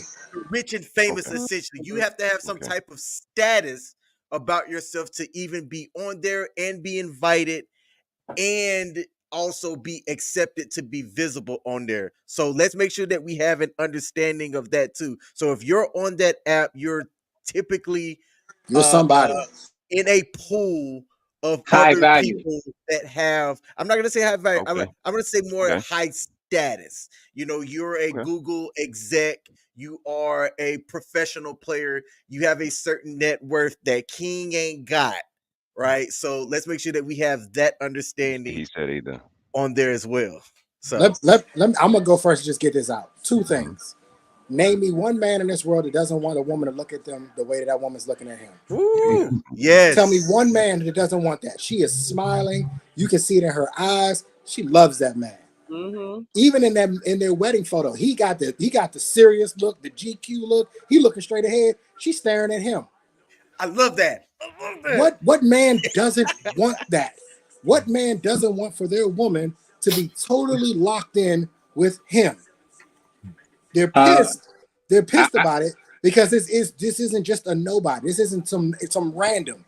This is arguably the greatest female gymnast of all time. That's why they're pissed about it, because she does have status. And in their opinion, a woman who showcases the love that she has for him, the way that she's doing it, it's weak to them. It's weak. But to us as men, I'm like, I'll take some of that. Give me some of that right there. I'll take that all day. Number two, and I'm in here. I've always liked dating female athletes because they're not afraid to compete. Their entire life has been built around competing. My daughter's mom ran track in high school and in college. She was not she came after me. She told me straight up, you wouldn't mind if I was your girlfriend, trust me. That's what she said. She came after me. So I understand that Simone Biles probably looked at this man and said, everything that I've ever got in my life, I earned it. I worked for it. So she probably took that same mentality into the romantic and the dating life and said, I want that man. He got a dimple. He play in the NFL. I want him. I'm going after him. And y'all can't compete with me because I know I'm better than y'all. And she got her man. Not only did she get him, but they married. And they probably gonna have a baby soon. And this to me just screams, we're miserable here. We're miserable. I don't understand how you can look at her and have anything negative to say about her and her union. I don't understand that. Well, Trey, I got to answer to your first question. What kind of man doesn't want his woman to look at him like that? A. Oh man, an independent woman. That kind of. Oh no, he didn't. This nigga here. Wow, that's wild. You know what? I'm thinking about back to the women that I've dated. I'm like, ain't nobody ever looked at me like that. Hey, Ain't nobody ever smiled at me like. I mean, she got a teeth showing. She's just smiling, looking at him, staring at him. Yes. You guys are married. I'm guaranteeing y'all wives looked at y'all. That's the way she looks at y'all. To me, I see pride. I see that she's proud that this is her husband. She's happy.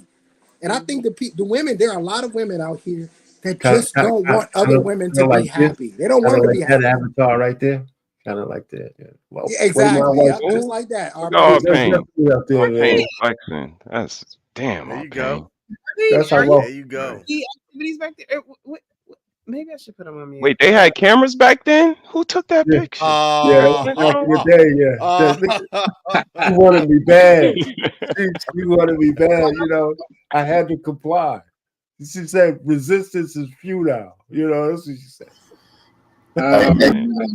Hey, Missy, he said, you know what type picture it is? One of those. They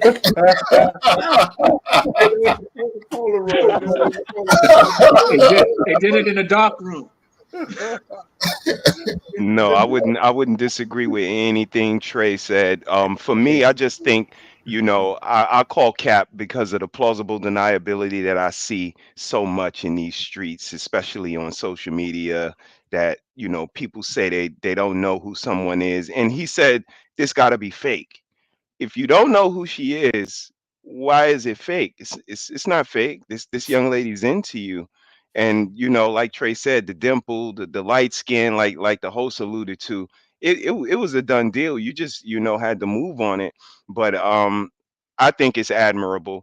I'm one of those men that was lucky. This lady walked up to me, and today's our anniversary. So 26 years knowing her because she walked up to Happy me. anniversary. And I think it's something to say about, like Trey said, the ladies that participate in sports, whether it's cheer or basketball or volleyball, but they understand competition, they understand the appreciation of a championship, and that's what it looks like. And like he said, the ladies here, I don't know why it looks so foreign to them, or what it says about them particularly, but they're speaking to their character. Kudos to them, kudos to him for recognizing his worth and acclaiming himself as a prize. So just the whole conversation around them just creates a different dynamic that sometimes the conscious couples, the men that do value themselves, the women that do value themselves, they find each other. And like I was telling Trey, he's the prototype, because I see him with all of the right characteristics and attributes. He has the right questions and the right advice for younger men trying to travel in that path. So just keep doing what you guys are doing. Like you guys said, all show the narrative, the temperature is starting to change. Men are noticing their value, and kudos to you guys, man. Keep on keeping the conversation moving forward, man. I appreciate all of y'all. Happy anniversary, bro. I've been seeing it on the timeline all day. Yeah, happy anniversary. Yeah, man. Happy anniversary. You said Appreciate 20, y'all, man. how many? 20, how 26 many? years, man. 26 years. 26. That's a blessing, man. Yeah, That's a blessing. so I'll be real quick too on this one. Yeah, happy anniversary, man, to you and your wife. Yeah, it's good. 26 is good. Good year. Yeah, real quick though, I just think that the way the women have reacted to this shows you how far. It's just a measure of how far we have fallen between in our relationships. I mean, it's not just this. It's any time a man has any kind of success or any kind of anything when it has to do with a woman, you could just look at the comments and how women react to, especially black women and black men. It's like a constant reminder that we are just not together in general. So but some of the guys in that audience didn't really believe him. They thought he was fronting. I think she swiped on him first. He responded. And I kind of give him a little bit of like maybe, I didn't pay attention to Simone Biles, but you really didn't have to be an Olympic person to understand who Simone, her name was everywhere. Right. But let's just say he didn't know who she was. I think when she came 45 minutes to see him, somebody told him, he said, listen, man, that's Simone Biles. He probably showed him a few videos. And then he said, oh, I'm about to blow something. And that's why somebody had to, somebody's probably slapped him upside the head and say, listen, man, you need to talk to this chick. And he did. So he did the right thing. So I'll give him some credit for that. So now he's got to go ahead and show and prove for the rest of his life. Okay, so then that lends to the point of view of the women being upset that she's the catch. Well, what do you mean that? Because if somebody needs to slap him upside the head for him to realize who she was, that means that he might be going on he might be leaning towards her because of that slap as opposed to anything else. So I guess she's the catch. I mean, listen, that whole thing about being a catch, I mean, I'm kind of iffy on that kind of nomenclature anyway. But she came after him, but sometimes you got to get slapped into recognition. Just because he might be a catch as a man doesn't mean that you don't want the trophy to go along with that. You know what I'm saying? He even said that in years, people are not gonna call her his wife, her him her husband. So she knows the position that she's in. That's right. She knows that as a woman, she knows what she wants. Obviously, she knows what she wants. So, in saying that, she's getting what she wants. Exactly. And he's getting. I don't know if he wanted Simone. I don't know if he wanted. He was dealing with white women before that. However, was he? Yes. Yeah. So she was like, I mean, this guy had so many women probably coming at him. If he really didn't know who she was, I could see him saying, okay, this is another chick who wanted me. So I think somebody pulled his coat. And he said, wait a minute. This chick has more than more assets than me. She's cute and she's coming after me. So I better sit down and listen to her. I give him credit for that. I think that Payne's right. I think that there was somebody in the background that really let him know. I believe him when he said he didn't know who she was. I believe him too. Same here. I believe him. So you really do, sis? Yes, Yeah, I believe him when he didn't know who. How old is this? How old is he? 28 20 something. Yeah. Now let me say this. And not knowing who she is might not be literally not knowing of her, but not knowing of her accolades and accomplishments might be what is being implied. I'm sorry, y'all. I can't buy it because again, like when R. Payne says, somebody might pull his coattail and say, yo, that's Simone Biles. When they pull her up on the internet, he go, okay, that's the Olympic girl. I do know there's an Olympics, and I do know they have competitions, and I do know this girl won a lot of them. So again, like, how does that look in conversation? I don't want to sit down with a man and might be my possible husband or a wife, and they don't know about nothing. Like, that's crazy to me. Yo, you heard about Simone Biles? Nah, I don't know about that. Yo, you heard about the war in Israel? Yeah, nah, I don't really watch the news. Yo, you know about what's, nah, I don't really be on the internet. Like, you don't know about nothing. I don't want to make you my companion. And if it's plausible deniability, that's even worse, because you do know and you're playing like you don't. So which one is it? Is it ignorance or negligence? Well, that's a good point, and that But leans back to that point of view that I just finished saying, that perhaps the argument of she is the catch as opposed to him being the catch is pliable. no, it's not. There's no argument here. There's no argument here. She has clearly made it obviously painfully clear who's the catch, who's the prize here. She has. She said who it is. Here's the thing. I do believe that athletes, if you don't pay attention to certain things, you may not know who somebody is. When you are going to practices, when you have interviews, when you're workouts, he may have been so consumed with his own life that he may not have actually known who she is. He may have heard the name, but he might not have actually known. So I could believe that he may have said, "Oh, I don't know exactly who she is." Maybe he knew the name in passing. But I will say this though. With Simone Owens, by the way, if you Wikipedia her name is Simone Owens, by the way, As because of she right is now, married. right? This has a lot of Whitney Bobby on it. And what do I mean by that? Whitney was superstar pop singer. Everybody knew who Whitney Houston was. They were referring to Bobby Brown as Mr. Houston, things like that, and tried to downplay who Bobby Brown was. Although Bobby Brown was no slacker, right? Right. He was in a award-winning group. He had his own number one hits. He was no slacker, but they tried to downplay him. I think a lot of this is trying to downplay him as if he's a nobody. He was pre-physical therapy, working to get his doctorate degree. He plays in the NFL. He's not a nobody, right? He's not a nobody. He plays in the NFL. There's a very, very small group of men who can do that. Very small group of men who can play that. So he's not a nobody. I think what this is feminism screaming from the top of the mountaintops to not let yourself feel as though you are somehow coming below the man. And Simone is saying, I don't care what y'all say. Right. I don't care what y'all say. And I want to say this one last thing. I have a tier of celebrity wives, right? Celebrity wives. Simone Biles is in the top tier of celebrity wives with Hannah Jeter, Savannah James, Pauletta Washington. And the reason why she's in that top tier is because these are women who are not going to embarrass you. They're not going to tarnish your name. They're not going to make you look crazy out here in these streets, right?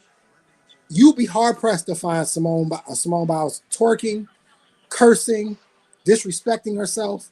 You would be hard pressed to find. The most you might find her is in a bathing suit on the beach somewhere, which is not But why uncommon. though? Why though, Trey? Why though? Why is she It's that way? order and discipline. Because she's an Order Well, and athlete. Oh because yeah. of the sport because of oh, the sport that she Boom. played. And I said this on another panel. I don't have to meet Simone to know a lot about her. I know that she's disciplined. I know that she's committed. I know that she's a competitor. I know that she works hard. I know a lot about her before I've even had a conversation because of the sport she plays and how dominant in the sport she is, by the way. Right? I know that it cannot be easy to be that good all the time. Right? So there's a lot here, but she's made it very clear the same way Whitney Houston used to tell you that the real king of R&B was Bobby Brown. It's the same concept. She's trying to explain to you, listen, this man is a catch for me. He's a football player. He can go have a lot of different women. What women see is they've been trying to do this sort of male thing, right? Well, she's accomplished. Well, that's a male equivalent. Men would talk like that. Me and King would say, we would talk like that to each other. She's a woman. I don't care how many gold medals she's got. She's a woman. She's going to be judged on what kind of family she has, what kind of wife she has, wife she is, and what kind of mother she is at the end of the day. And a lot of women can't understand that concept, even in 2024. well, Trey, to your point, and you just made a relevant one. When you said earlier today that the athletic women are women that you find appealing, but I think you just said it in your statement why they are so appealing. It's because they have discipline, unlike many of the other women that we're comparing who are out there who don't have that structure or discipline. And that structure and discipline is afforded to all of those characteristics that you just described and that we are describing that we like. And I didn't realize that that how parallel those run up until you just said it. So I thank you for that, because it's not about just being athletic per se.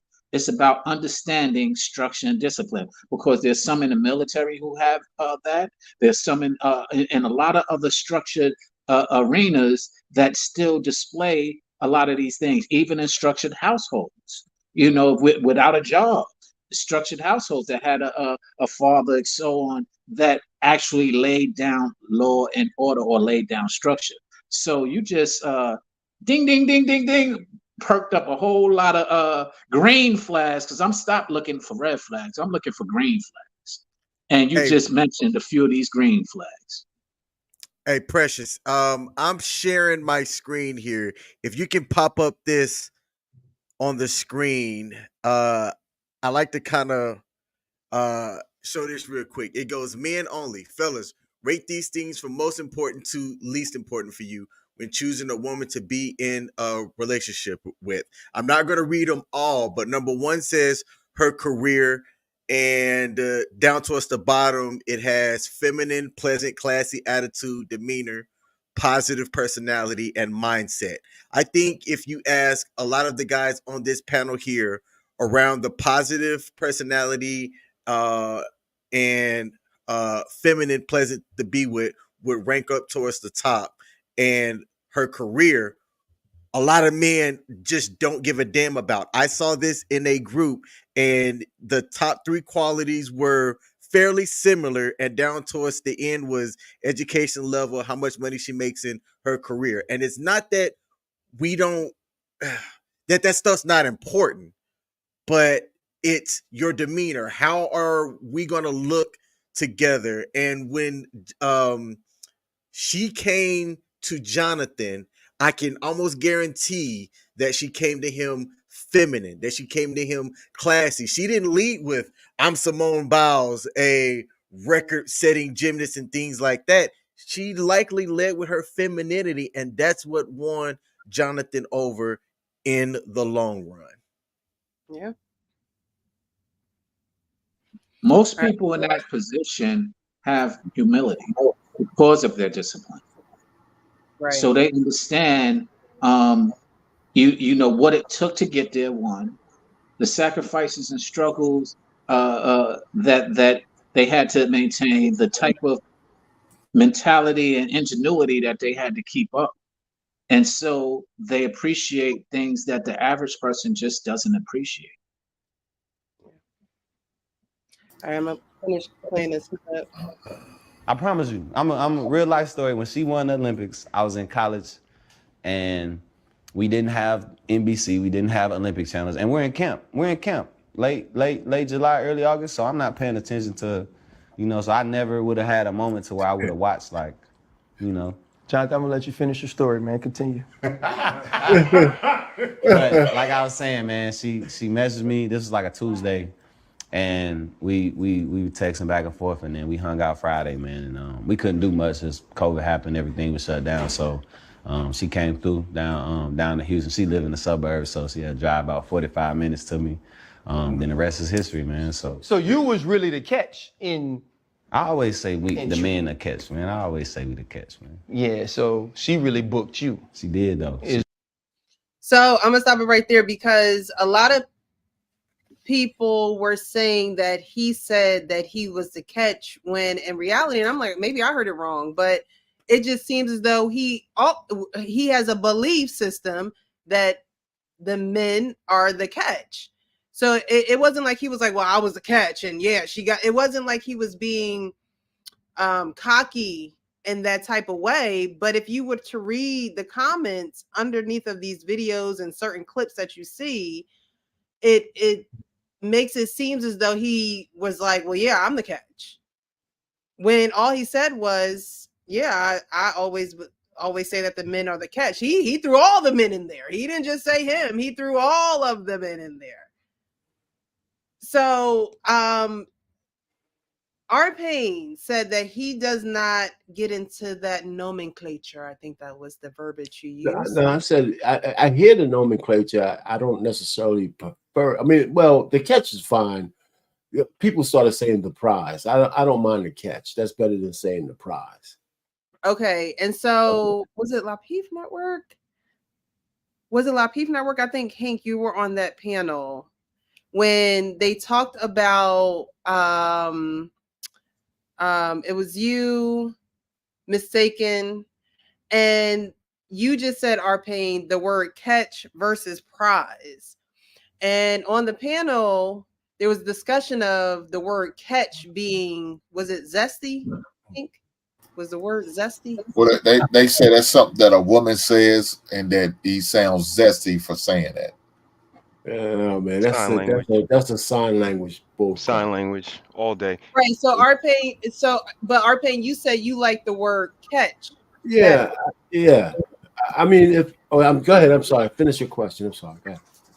No, I was just going to ask you to just. I don't mind the word catch as opposed to prize because the connotation of prize has a little bit more selfishness kind of to it. You know, I'm above you or whatever. I just think that for her, he is a catch. For most women, when you get a good man who's I don't know if he's good or not, he has to still show and prove because they're young in their marriage. So let's just say that I think I'm the catch for my wife. Right, I do. I mean, I don't see any. I don't want to say that she won a prize, but I damn sure am the catch because I can look at all her friends and a lot of women in her orbit, and they ain't living like she is. And a lot of the way she's living is because of me. I don't feel too proud to say that. So she got. Like I said, she's sleeping now, and when she goes to bed real quick and without wrinkles on her forehead, and that's because of me. That's what I feel like. So I don't. Well, that's just the way it is. So why would you ever want to be with somebody who doesn't think you're the catch? Exactly. Why would you ever? I mean, like even if Trey, before you go on, if a woman doesn't think her man is the catch, she's not going to want to be with him. She's not going to respect him. She's not going to want to stay with him if she doesn't think that he's her catch. So I mean, I don't see where the women out there just bitter because they're alone, and all the women over 40, the Taraji B. Hensons and Ebony K. Williams, they're telling you exactly what's going to happen to you when you get a certain age, and those guys who you want are not checking for you. All right, let me tell you something else. There's a lot of pressure here too, because there are a lot of women going, "Damn, I got to win gold medals to get an NFL player now." That's what's really happening. A lot of them are looking like, "Damn, is this what it's going to take to get a baller?" Yeah, you might have to go win yourself some gold medals to get a ball player. That standard might have changed. I don't know. I'm just saying, but I think a lot of women are looking at this and going, "This is crazy. What do I have to do?" And the truth of the matter is that a lot of women just aren't going to measure up for a lot of these guys who think like him. If a lot of these guys think like him and think that the man is the catch, a lot of y'all women just aren't going to measure up. He thinks he's the catch. The way she's smiling at him, I'm tending to agree with him. And maybe this motherfucker got sauce. Apparently, he got something. Because she that whole interview, she's smiling. Every time I see her with him, she's smiling. So I don't know what it is about this dude, but she seems to be very happy. And I, for one, would just like to see, especially black women, how about you just be happy for the damn couple for once? Just be happy. Yes, I agree. For real. I agree. They talk about how, the black family is broken up. What is it? About 67% of African Americans don't have two parents in a home. You have two young black people who are embarking on marriage, and like we said earlier, they're probably going to have a child soon, right? So that's a family unit that is entering into the community to help the community. They both are, got money blood, so it's like they are going to be adding on to the community, and instead of the community being happy for them, the community wants to tear down Simone Biles because she DM'd him, because she drove 45 minutes. Like I said a couple lives ago, the woman has to like the man. She has to really like him. Like it's not rocket science. When she really likes him, then that's when I feel like it's more successful than not. Not saying that the man doesn't have to like the woman, because of course he has to like her. But in this situation, he didn't even know who the hell she was. So look how powerful it is for a woman to just go after who she truly likes and really like that man and be smiling and hugging up on him and then marry him. In my opinion, that's how it should go. I did a podcast ago, and I had two girls on there. Over 40 podcasts, I think was the woman that I was interviewing, or they had me on, I forget. But I said that you do need to show the man that you were a little thirsty for him. Like you do, like there has to be some type of, you do have to show that. If you don't show that for a man, first of all, a man should know that if she's not really showing that for you, then she's not really that into you. She's not really that into you. Because I think that a woman has to lead in liking a man, because she needs something that's going to continuously draw her back to that man. Because women, our minds go, they're all over the place, right? We can't stay focused. We don't know what we want to eat. But when she likes you, it's easier for you to coach her, easier for you to get her to go underneath of your plan or whatever you want to do in life, because she's just gonna be like, okay, whatever you say. Like it's she's really gonna be enthralled with you instead of having an attitude or like, oh, why we got to do that or why you want to go here. A woman don't really like you if she don't really have that type of attitude for you or toward you. If she don't get that girly girl feeling, it's yeah, just Well, contradicts. Precious, you have a valid point, but I dig deeper into that point is because most of the time a woman likes a man initially. It's about what she likes about a man that is questionable.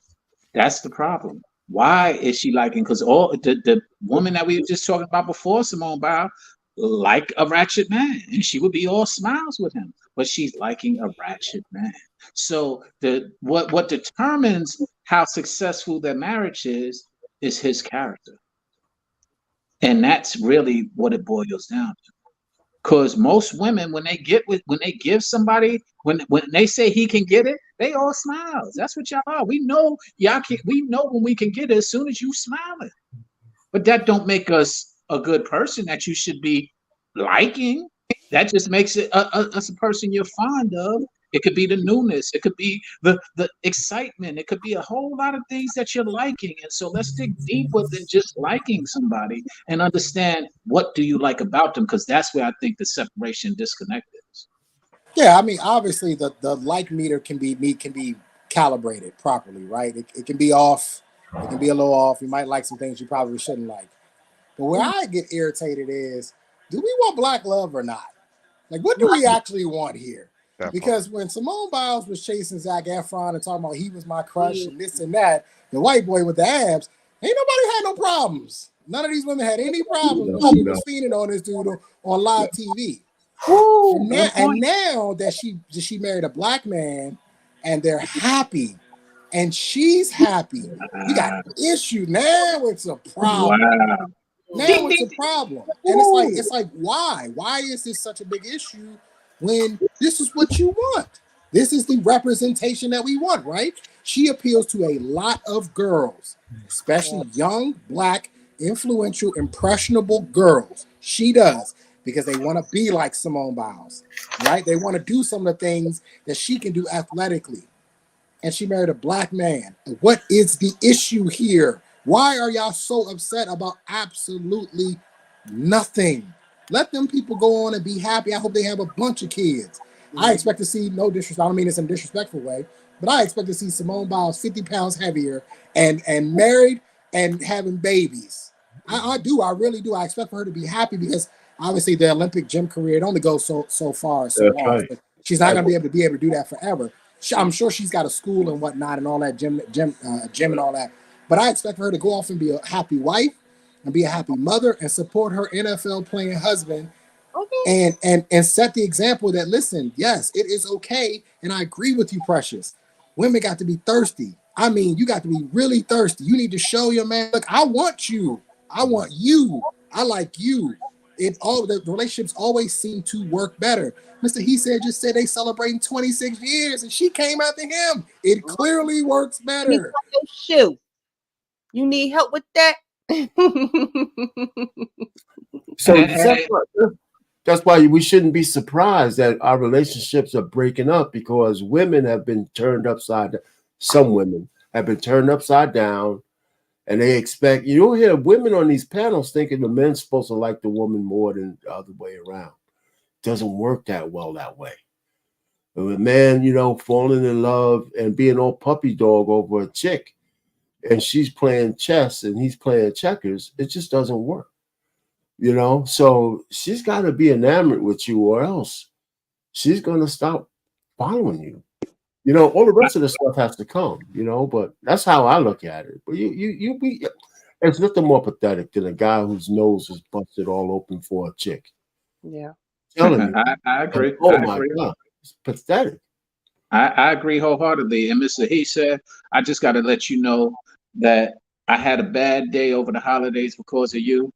Because I was walking around with my shoes untied, tripped, and got a speed knot on my head, trying to find me somebody to tie my shoe. That's funny.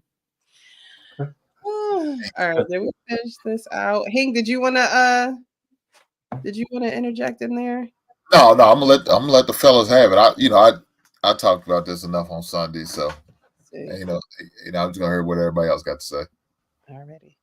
Is what you said. Because I was fighting it. So in truth, if I say this out loud, was Jonathan Owens ain't really want Simone Biles. Is what you're saying. At the time, I'm not gonna say that. That's what you're saying. I was afraid. I was afraid to commit. I'm like, man, this is my third year. I'm trying to. I'm like, it's kind of early. But like I said, man, it happened when you least expect it. And we hung out, man. It was like we hit it off instantly. We just laughed the whole night. I like his response. I like it. Yeah. I think it was very genuine. I think he was still very respectful of her. Mm-hmm. And I think he actually, in the beginning of the interview, he said, look, she pulled me. Like, he was giving her props. Yes. Pretty much saying that I wasn't even in this space. Like, I'm young. I wasn't even looking to, so if a woman can, men, y'all aren't really forced into doing things. And I don't think that it was a situation where she forced him into doing anything. I think he recognized that he had a good woman and that it probably might not come back around quite like that again. You know what I mean? Like, he's a football player. He's traveling all the time. And he probably thought in his mind, do I want somebody who's going to ride for me and be there for me when I get off the road? Or am I going to be like these guys that's still going out, still paying chicks to shut up because we done messed around and I don't need nobody to know? Like, you know what I mean? Like, he probably didn't want to live that life anymore and probably say, you know what? Let me actually seize this opportunity. In fairness, that's what helped me I used to have the same mentality that the men was the catch, prize, whatever you want to call, not too long ago. But then when I heard the saying, which was last year, that the catch or the prize is a successful relationship, I think that it exemplifies that. I think that they both complemented each other. They both add balance to each other's lives in both capacities. And so I'm like, yo, that is kind of where I'm leaning towards now, and growing and changing and maturing, is finding someone who we both can be the catch to one another and give balance to one another, so that we can, as you said, yes, want her to be googly eyed and all of that, in the same way that I want to be impressed with her. So I think that we need to really put our pride aside is all that I'm implying, or all that I'm challenging people to do, and understand the value in each other, so that we can have these types of circumstances, or as Trey said, black love, in the way that it needs to be. Well put. Well I put. would I can attest to everything he said. Um, Sometimes we have to see the forest through the trees, so to speak. And this situation kind of happened to me. Mrs. Harris walked up to me, and it's not like I didn't date amazing women, because I'm about quality, not quantity. So I've dated amazing women, but I knew that, like you said, they're not just going to keep coming like a train every 15 minutes, and I'm not going to pass up one with the qualities that she's showing because of any reason, because of her body, because of her income, because no, this the qualities that she's showing makes me want to look further. And I think that's where it is. We have to humble ourselves, and you heard me say this a lot, get out our own way sometimes. And I think this was absolutely a case. And his naivety turned out to be a good thing, because it's not when you're looking for it. And he was able to let love walk up to him and into his life. And I think sometimes we as men, we kind of lose sight of that, because we kind of looking for what we looking for.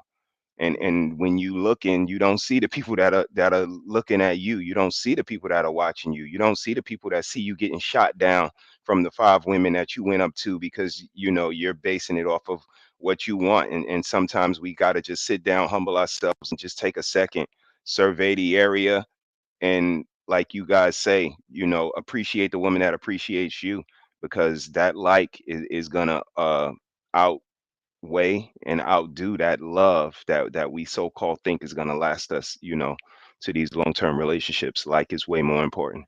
Hey, Precious, can I ask you a question? Everybody a question. I think something that's criminally underrated is just two people who get along, right? Like he said at the end there that when they were around each other, they just kind of kicked it. They get along. I think they just genuinely get along. I look back at my past relationships, and a lot of them we just didn't get along. Yeah, sexually there was compatibility there and chemistry, but on a random Thursday just to go get lunch, we didn't like each other that much. You know what I mean? We didn't get along.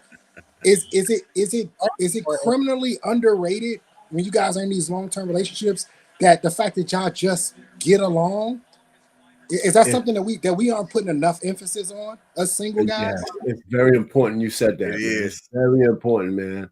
I'm telling you, man. Me and my wife, man, we get along really, really well. I mean, we just kind of just hit it off, man. From the very moment I met her to when we started courting. I mean, we have our little spits and spats when you're around each other, but man, we get along, man, a lot, man. We like to Yeah. do stuff together. I Hey, wouldn't disagree with our pain. I just think it's agreeable people, Trey.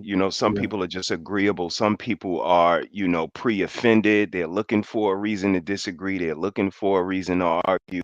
And I think that's the differentiator is, some people are just agreeable and have a better temperament, have a better, monotone. And I think that's where, the light comes in. Like you said, Thursday, Tuesday, we can just agree to disagree and just get along on a daily basis. And I think that's the difference. I just spent around 9 to 10 days with my lady and my daughter, and it's the first significant chunk of time that was just over a weekend. And something that I told her that I placed a lot of value on was simply how much she added to the trip and how enjoyable that she made it. And I'm highlighting that because that was only 9 or 10 days. When you get into either a long term relationship or a marriage, you're likely around this person, 24/7, 365, 366 on a leap year. And it is underrated just how much y'all like being around each other, how much you enjoy being around each other. I uttered the word, you know what? I enjoyed being around you the entire time that we were together during this trip. And then I said the words, thank you, you know? And I said that kind of cavalier because that's just how I talk, but the sincerity behind like in saying that, I hope that she understood that I really meant that shit. Because I really enjoyed spending those 9 days with her over Christmas. I think it is underrated, Trey. Great Welcome question, to the Trey. panel, Miss Polly, right? Hey, Miss Polly. How are you? And welcome, CBN I'm Tech. well. I appreciate you guys being Black here. David. What's popping? Black David. Yeah, I've just got my PT back up and running after a few weeks of debacle, but it's all good. But I'm enjoying the topic, and I will say this: what Trey said is totally on point because I had a conversation with one of my uncles. He mentioned if you're not able to have quality time with a particular person without doing much of anything, but not being around that individual and enjoy that person's company, there's no point being around that person. Because we overlook these simple things like everybody, I'm seeing it on the social media. Oh, we gotta go out, wine and dine, you gotta go to this place, you gotta go to that place. Okay, if you don't have time to go to any of these other places, if you need to go out and chill, go for a walk in the park, or go to the gym together, or just sit out and chill with that and enjoy that particular company. Then what's the point of all these extra activities? I'm trying to act on that same question because, like, what's the point of it? I'm watching social media. I used to work with the first social media platform called collarclub.com before you have all this out there. And I knew what was going to happen for the next 10, 15 years. Everybody compete among themselves about your night out or vacation time, whatever. But I laugh about it over the years. Like, they're going to overlook one simple thing, like quality time. Are you cool to hang out with? Are you fun to be around with? Can I be around you or be a complete goofball? Can I be around you be a complete a-hole? Can I take up my Nerf gun and hit you just for the sake of? I'm just for like nagging you. On the side of Can a woman, can a woman come around you and just pick on you and pull on your ear just to see how you gonna react and just be like, can a woman come to you and just take your fire and just do without you snapping? Like simple things that can go a long way.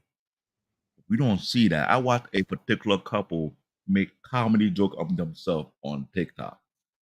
And it's so funny. I watch it. I was like, that is genuine.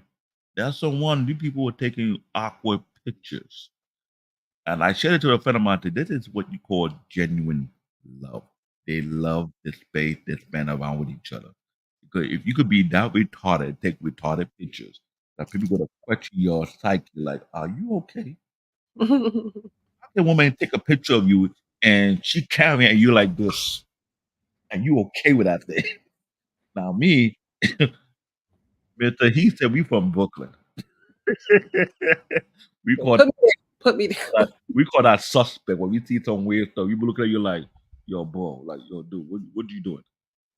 What are you doing, though? Why you do such a thing? He was like, yo, I love this woman.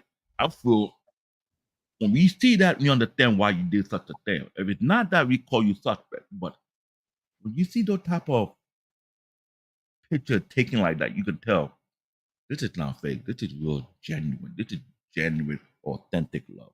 When I watch Mr. Heath and Caesar and watch their demeanor, some people don't pay attention what they do. I do. Suck. I watch. Everybody checking for us, Black David. Don't get them mad. We don't want to lose no viewers for pressure. Let me keep quiet because he don't know what I'm talking about. I see it. Let's stay on topic. Let's stay on topic. Thing is, we don't advertise to have that type of moment. We're trying to look at, can you wine and dine me? Can you take me out? Can you do this for me? Can you buy me a burger? I'm sorry, I'm old school. I'm to the point whereby I feel like I don't belong in this planet. Yeah. But this need to be changed. The narrative need to be changed completely. It have to. Are you compatible? Can I have long conversation with you? Can I chill with you? Can we go for a walk? Can we sit down and watch our kid have fun and laugh about it without snapping? Those kind of things. If you can do that with somebody, then you would be around that person long enough.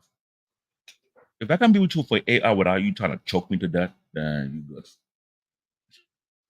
Because the pandemic, I heard a lot of things would happen on the news. People were like stabbing people for their steaks. I saw that on the news. A couple stabbing to the because they put the steak in the fridge. She started doing it in the sleep. I'm like, really? Oh, for a steak? All I gotta do is buy you another one. It's not that serious. Because of social media, we have today, right now. Yeah. All right, Miss Polly, what would you like to add, love? Hi.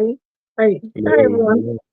Yeah, I was gonna say, I believe also, like you said, the good times we're spending with each other. A lot of people aren't. I think they are. I do agree. They believe that they're dating for a purpose, but they're not really. There's a lot of people who are just dating to say they have someone. It's more about, who I got instead of like what that relationship is going to be for long term. Um, and unfortunately, I believe that a lot of people are still in that mindset of like, okay, I'm not dating for a husband. They're not dating for any real purpose other than just say, like I said, like to have someone.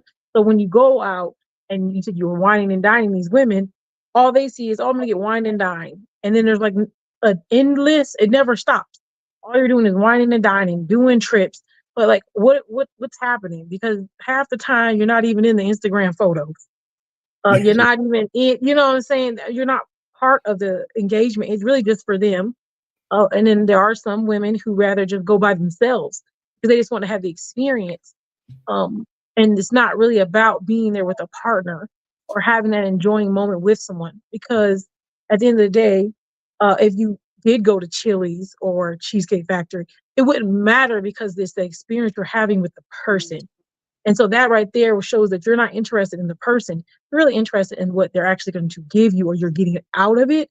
And it's more of a tangible situation, not like I'm getting the experience of finding out who you are or, what things you like.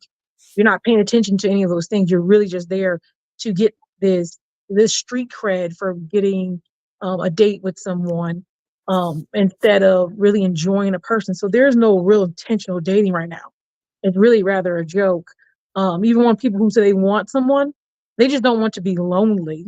They don't want anyone. They just don't want to be by themselves or be the Right. lady with cats, or the man who can't find anyone, who just sits around and does nothing or puts himself into his work so much because he has nothing to really look forward to when he goes home.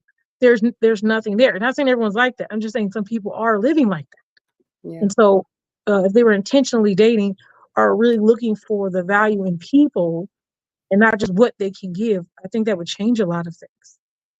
Hey, you said something about the value in people. I just shared with y'all that I came off of this trip with my lady and my daughter, and there was something that she said at the end of the trip, literally on the last day as we were coming home. She said, as I was trying to do something, she said, King, you've taken care of us on this entire trip. My job is to take care of you. When I say I sat up straight in my chair, when she said that, I was like, okay, I hear you. Is that coming from I'm never gonna get married again, King? Hey, Okay. man. Hey, man. Let me tell y'all. We're listening. What? Stuff have been, things have been demonstrated. I'm still saying what I'm saying, but stuff have been demonstrated that are starting to soften me up a bit. But it's the actions that she's done in this time frame that her and I are spending together. Like I said, I enjoy So spending you time with say her. that she got you stuttering. Hey, I'm just saying. Cause you got I'm just me. saying, I still stand where I stand on my views on marriage, but to have someone say that speaks to the value that she is as a woman that I would like to have in my life long term. I done That's what I'm told you that's a good woman long ago. So we like So her. Bang, in bang. other words, what you standing on is kind of shaky right now. Hey, dude, That dude is hitting that back pedal real hard, ain't he? Hey, Yeah. hey, ain't nothing changed about how I feel You can about have a life marriage. partner. You can But have your life partner. Go ahead. Just but you but can have your it life partner. understanding, that, she's not like how a lot of these unhinged ladies that we see on social media, and even just I ain't gonna just say social media, just outside, makes me realize the importance of how she is, the value that she's added in my life since I've gotten to know her. So what I'm saying is that King's not gonna do anything to mess that up, but if she chooses to try to push marriage on me, then it might be a different conversation. But I still am not saying I want to be married. I'm not Yeah. saying that. I'm not Well, the saying that. funny thing is, King, I hear you, and respectfully, I'm going to be frank with you. It seems like you've been traumatized from your last marriage, I and was. I admitted right, that very right, publicly. right, and I understand that, and it's just that's what your actions and your position implies. Mhm. But it also, I'm seeing, it's kind of like you have a hardened heart, and as you just said, it's softened, and I'm Eh, seeing it, and it's a wonderful thing, Yeah, quite frankly. it's softened to long-term relationships, but it ain't still saying I'm It, still it's sold on fine. I'm goddamn not. I'm marriage. not trying to. I'm not trying to push anything on to you. You What trying was to say? that? I said you don't want her forever, forever, ever. Forever? Hey, forever doesn't have to mean married.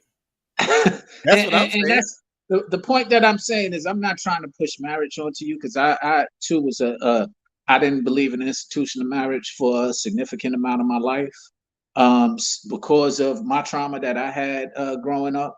But the point is that to see you enjoying and softening up is a wonderful thing. And as a man, I want to just share that with you because a lot of us men, we don't share that with one another. So, and seeing that growth, that development, that change, as I said earlier today, Pastor said it yesterday in the sermon, that uh, maturity takes change. And so the change that I'm seeing, that I'm witnessing in your relationship, even in the conversation that you just had, valuing the woman that you're in a relationship with is admirable. And so I just am saluting that. And I say it, jestfully, of course, but I mean it sincerely. Yes, sir. Hey, King, how old is she? You don't mind saying? 37. She have any kids? That was a No. great stream y'all had today too, man. I appreciate that Thank you for information that. that y'all That's what's up. yeah, absolutely, man. We always try to catch you guys, throw a like and drop a comment in the live stream, and then I double back with the misses. But nah, man, I appreciate you and the sister. Y'all keep doing what you're doing. Like I said, man, blessings to y'all for 2024. Okay, Absolutely. I'm sorry, guys. I have to run away, but I Hey, appreciate y'all for letting me up here because I always try to get on here. I feel like today was my day. I I'm made glad. it up here. I had to. there you How go. before you go? How did you hear about channel? Wait, say one more time, darling. I said before you go, how did you hear about my channel? Oh, I've been seeing it for a minute through Hink. Because me and Hink are like in this group chat, not saying, but a whole bunch of people who stream on there. And then so I went to Hink and then I saw that you guys stream together, and I come and I watch and listen, but I usually am at work. So I finally got an opportunity to either come by, and I wanted to hop on every once in a while. So like I said, I feel like I'm winning. It's the Oh, first of the year, and we making big things happen. What's up? big things popping and little things Yeah, popping. absolutely. All right, love. Yeah. Well, thank you so much for coming through. Come through anytime. We're here on Mondays, 9 p.m. Eastern. Okay. Yes, ma'am. Thank you. Bye. Good night. All right. Bye Happy bye. New Year. I like her energy. Yes, I like it too. We're not just gonna brush over this. What's going on now? Yeah, he got I in mean, softened. Hey, He got that. all I'm He got saying that was stuttering going on. Miss He felt Polly like had a point. Miss Polly feeling had the a heat. point, and I just Get him wanted here. to emphasize her point. What she Yeah, don't said was worry. extremely valid. That's I it. know that's why you backpedaling. That's you it. trying to make sure your old lady's not a free agent. I see what's going on. Yeah. Alrighty. Well, I think I got to the end of the video with Simone Biles. So we'll move on to final thoughts for the evening. I really appreciate you guys sharing your time with me on this New Year's Day. I do want to pose this question, though, actually, before we get to final thoughts. It says, why do the feminists love Russell Wilson but not Jonathan Owens? Would you guys agree with that sentiment? That's a simple answer. The accolades of Russell Wilson exceed the accolades of Mr. Owens right now, and so until the accolades are similar, because the feminists really they value accolades. They value. Go ahead, King. No, time out. The reason why the feminists love Russell Wilson is because Ciara gives off this thing of I can do what I want, wear what I want, and still be able to, almost kind of puppeteer control the relationship that I have in Russell Wilson. Ciara is still viewed as free and can do whatever she wants, and that's like the feminist narrative. Whereas in baby mamaism, the whole 9 yards. Whereas and but there is a catch there. There is a catch there, though. And don't forget this part. Russell Wilson come up as Captain Saberhole. Yeah. Even though he is clean, the fact that he repaired her image in a way, let's be honest, this is future baby mama, right? Before Russell Wilson, who would have dated her? Let's be logical. I'm not being emotional. Who would have dated her? Russell Wilson. But listen. Ciara is not the typical baby mama. If she never got married to anybody, her son would have a better life than 95% of the little boys out there because she has means. That's the big difference. She was not the typical baby mama, even though she did the same ratchet thing. She's no different than Osami Osaka and all these other women who have fame who are having babies out of wedlock. Well, everybody has their own thing. I'm not trying to defend her, but they're not a good couple to use this thing for because they're a beacon to all the ratchet honeys out there. But their relationship is not the typical stepdaddy. I took a woman off the street and saved her life. It's not the same. Yeah, but the question is about why feminists love Russell Wilson but not Jonathan Owen. It was because Jonathan Owen didn't necessarily take a step back to Simone Biles. He props her up for sure. But it's not even take a step back. That's a valid point, but the reason why I said accolades is because nobody is saying that Russell Wilson isn't a catch for Ciara, but they're saying that Jonathan Owens is not. Because, again, they are identifying with the accolades that Russell Wilson has and all that he have provided for her, and instead of the opposite way. They feel like she's going to provide to him. And that's the difference and the mentality of the feminists for the most part. Not to discard what you're saying, because that is also the mentality of the feminists. So I agree with you.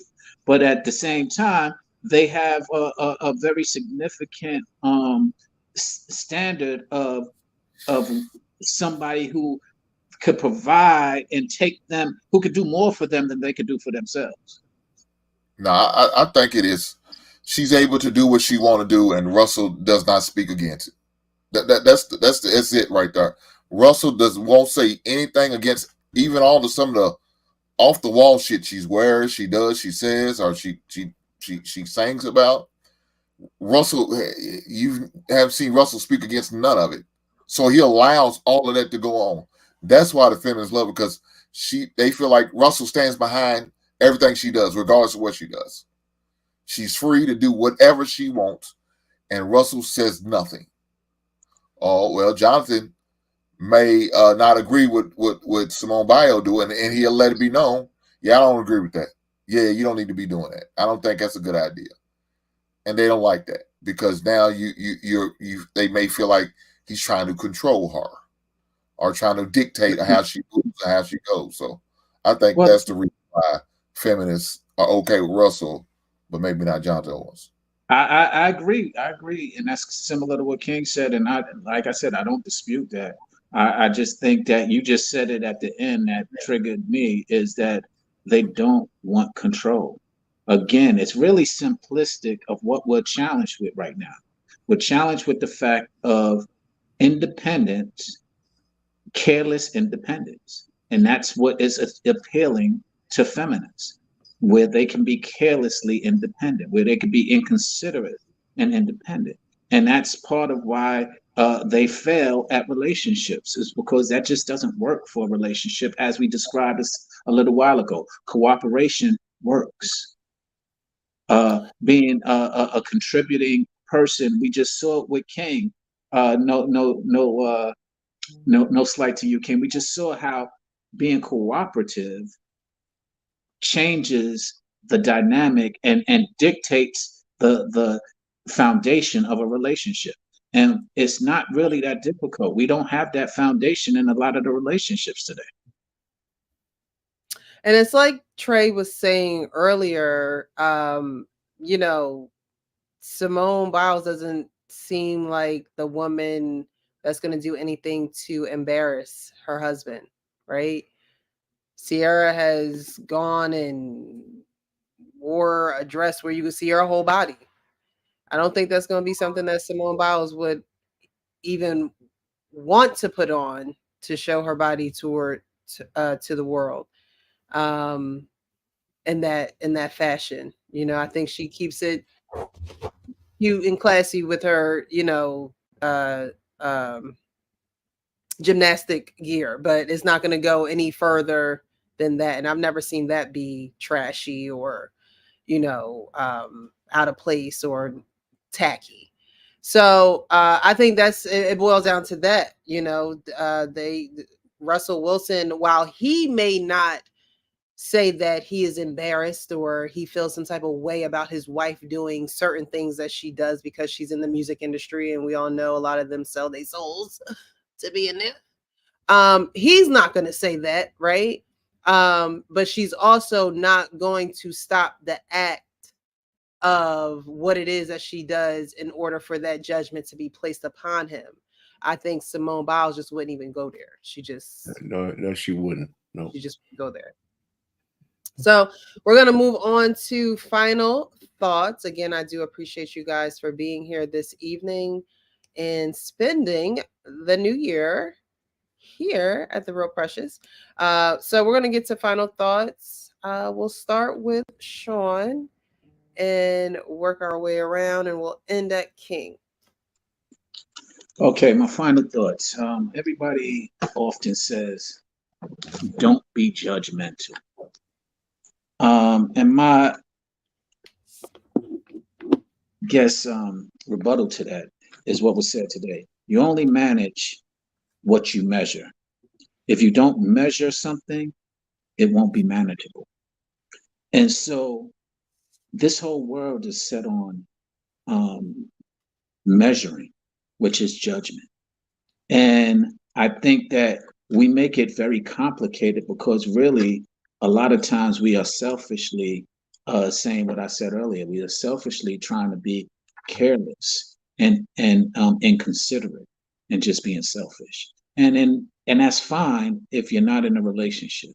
But I would just suggest that if you plan to be in a relationship, that consideration, that selflessness goes a long way. A lot of great relationships are built on that. And I'm learning that even further because the prize is the great relationship. And to the prize of Mr. He said, Payne, Hank, your relationship, the relationship that you have, David, the relationship that you have, King. I commend you all on it and keep up the good work. Never overlook the value of that person and never let your value be overlooked either. And if you stay there and are humble enough to keep that balance, I think all of your relationships will continue to be successful, and God bless them. Happy New Year to everybody. Thank you for having us. And Trey and I, we're gonna get a relationship as well as you, Precious. We're gonna get a relationship if you're single. I don't know that. I'm about to be like Simone Biles out here 2024, okay? We're gonna get it. And to everybody's point, I think that to summarize everybody's point today, Mr. He said it best. Standards. 2024 needs to be the year of standards and setting them, living by them, and continuing to grow them. Yeah, it doesn't. It can start one place and just continue to build on it, and don't waver from it. Thank you all. Have a great night. Salute. I love you all, and blessings to you all. Thank you, Sean. I appreciate you. Thank you so much. Hank? My final thoughts is, man, look, I definitely agree. Men should have standards. They should move in, with the standards that they have and stick to them. Yeah, everybody can have standards, but are you going to stick to them? That's the key. Are you going to stick to the standards that you set? You're not going to move off of them just because a beautiful woman with a nice body and a good personality is going to persuade you to move off of their standards. No, you still need to hold steadfast to your standards. So definitely do it and be consistent with it. Wednesday, I'm doing a show, and it's going to be called Men's Health. I say it all the time, like when I end my show, black men, protect yourself at all times, and do stuff like that. So I said to myself, I say it all the time, but I should have a show about it. I should just be, not only just say it at the end of my shows or end of when I'm on certain panels, but I should actually have a show about men's health and how important it should be to us, especially black men. You know what I'm saying? Especially black men. And so, guys, take your health serious. We only get one shot at this thing. That's it. Ain't no redo. We can't hit no reset button. Ain't no do-over. That's it. Once you're gone, you're gone. So, value your health. Take pride in your health. Thank you so much, Hank. I appreciate you. David? Oh, men's standard to me are like nothing but men foundation. You got to set a standard, find out who you really are as an individual first. Find out what you will accept, what you're not going to allow. Number two. Once you find those things, you can build your stand up on, and yet it's like Hank said, follow it. Don't be so persuasive to put your standard to the side. For the past couple of months, I've been looking to that a lot lately, and I think, you know what? I think that's what the key issue among men, among black men. We don't have standards, or we don't set standards for ourselves. The more you set standards, forget what people say about you. It's not your concern.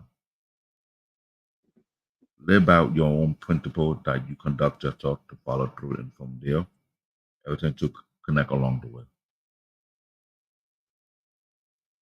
I'm trying to really go back to my African root. I'm like, you know what? I'm not going to play around no more. With me, if I'm going to end up coming off bitches, then it is what it is. I could care less. I had to cut a lot of people off throughout last year. Last year was a wake-up call. My mom passed away. I'm sorry. We buried her. Now, I thought I would be hit hard. I wasn't hit hard. There was a lot of questions. So I took time out to think and ask myself, what are my standards? What are my foundation? What are my tolerant points? I think we old black men to start teaching the young black men how to have standards for themselves too. First. So we can teach the young people how to have standards. We can eliminate all this garbage that we see out here. And if a woman want to chase after me and she fit my standard, then so be it. If she don't, it's what it is. I'm going to stick to my standard that keep me stable and steady. I'm not going to go to the left nor to the right. It's like a straight and narrow path. I can different when we come from Brooklyn, you put a different cloth. You learn from experience, learn from life. No one is perfect, I get that. But how you live your life determine how you will pass it down to the next generation. That's what I gotta say. Thank you so much. I appreciate you. Mr. He said, final thoughts this evening? Happy New Year, everybody. Thank you for having me, Precious. Always a pleasure for being up here, able to share my thoughts and experience. I used to think that men were the prize, just from popular consensus in society. Women would tell you a good man is hard to find. Somebody that's monogamous and devoted to the family and conscious and emotionally intelligent and available and aware and all of these things. Um, I was told was hard to find. And a pretty woman with a pretty face and a big butt and a smile, you can find her in any state, any city, any block. So that's where I initially was. But now, 2023, with you know, women of morals being far and few between, women of value, I think everybody's the prize now if you find somebody of value, if you find somebody conscious, if you find somebody worthy, because everybody's alike now. Everybody's looking for opportunity. Everybody's looking for transactional relationships. Everybody is such a low vibration and quality. If you do find somebody in the upper echelon, per se Hink, per se, King, per se Mr. Payne, um, hold on to that, because like Sean said, a valuable relationship is the prize. That example of what black love can be is the prize, because it's not a lot out here nowadays. So I would wave your flag on that. And this was a great conversation on all levels, all questions. I appreciate the fellas coming through, and Hink, appreciate the knowledge that you bring. Leave me a spot at that stream that you have for health, because I want to be a testament to the inspiration that you give, and the knowledge that you bring, the realistic approach that you bring to it, because it's needed and necessary. So again, thank you, fellas, for making me a part of y'all circle, and thank you, Precious, for having me. Always a pleasure coming here, and I'll land my plane right there. Hey, Thank you so Happy much, New Year. Happy New Year. And I'm just a little offended before you go on that Mr. He said, after I got my speed knot from trying to walk around with my shoelaces untied, you didn't even acknowledge me as a Yeah. good gotcha. Yeah, You get know I that. love you, Sean. I No, mean, enough respect. these corny jokes don't be landing like you think they Yeah, do. yeah, I know. We got to giggle so we don't feel left out. You need to stop this. All right, so listen, thanks for Mr. letting She me up. said, thank you so much. I appreciate you. And Mr. She said, thank you so much. And happy anniversary again. Happy New Year. Yeah, happy anniversary again. Yeah, that's great. Yes. Arlene? Yeah, so just to kind of land it, I think the guys of today who are not married but are looking to get married, they need to spend less time trying to shape a woman into what they want, and use that energy to keep searching for a woman who's almost already there. I think they're wasting a lot of energy. You just got to go through more numbers. I refuse to believe that there's no good women out there, because I look at two every day, and those are my daughters. So they're out there, and they tell me about the problems from the other side, and I know they have morals and qualities and stuff like that, because we talk. They're not angels, and I don't ask them to be. That's not up to me. But when people say there's no good women out there, it's just not true. It's just not true. There is. You just got to search harder. That's if you want it bad enough, So, and you got to understand what you're looking for. If you're looking for the chicks with the weed, if you're enamored just by the way the woman looks, or if every woman you see looks like a piece of steak, you're gonna miss a woman that's good, because all you're thinking about is stroking them, right? And that's when people tell me I'm out of touch about dating. I tell them, listen, over the 36 years I've been married, I've been with my wife, who's a woman. I work for women. Women work for me. I have women as peers. I have daughters. I talk to women all the time. They tell me all kinds of stuff. The difference between me and a single man of today is that I'm not trying to go to bed with them, only just one. So I see women in a more total totality than just whether I can get them in bed. So that makes a difference. So don't tell me I don't know about women. I do. I think I know a lot about women. I'm saying your problem is all you looking at them is from one aspect because you're trying to, get laid. And you need to stop that. You got to stop looking at women as a piece of steak. Look for the virtues in a chick, even if you don't get laid, because you can't get married just based on that. So I'm gonna land it here. God told me last night that love is on the top of his list with his wife, and I said, God bless you that things are working out. But there's a whole bunch of men in the graveyard who married a woman just because he was married, was in love with her, and he let her in, and she destroyed his life. Because I bet you my man Joe Smith would tell you he loved his wife, and he married her, and now he's destroyed. So it's got to be more than that. You got to know what you're doing. You gotta take accountability for the woman you let in the door. And I hate the analogy, but it's like the vampire. A good vampire movie, they can't bite you unless you let them in the house. They got to have your permission to do it. So you let the wrong woman in, you're accountable, even though she's responsible for what she does. You're accountable for letting her in. And men just got to realize that, and they got to set their standards and stand by them. And really vet their women better and stop trying to change them. If they don't fit the criteria, you got to walk away. Let me just land it on that one. Thank you so much, Arpane. I appreciate you for being here. And last but Happy not New least, Year. host, Happy New Year, King, Mr. King Smith. You're on mute. I struggle with my closing thoughts because I'm trying to figure out who I want my audience to be for my closing thoughts.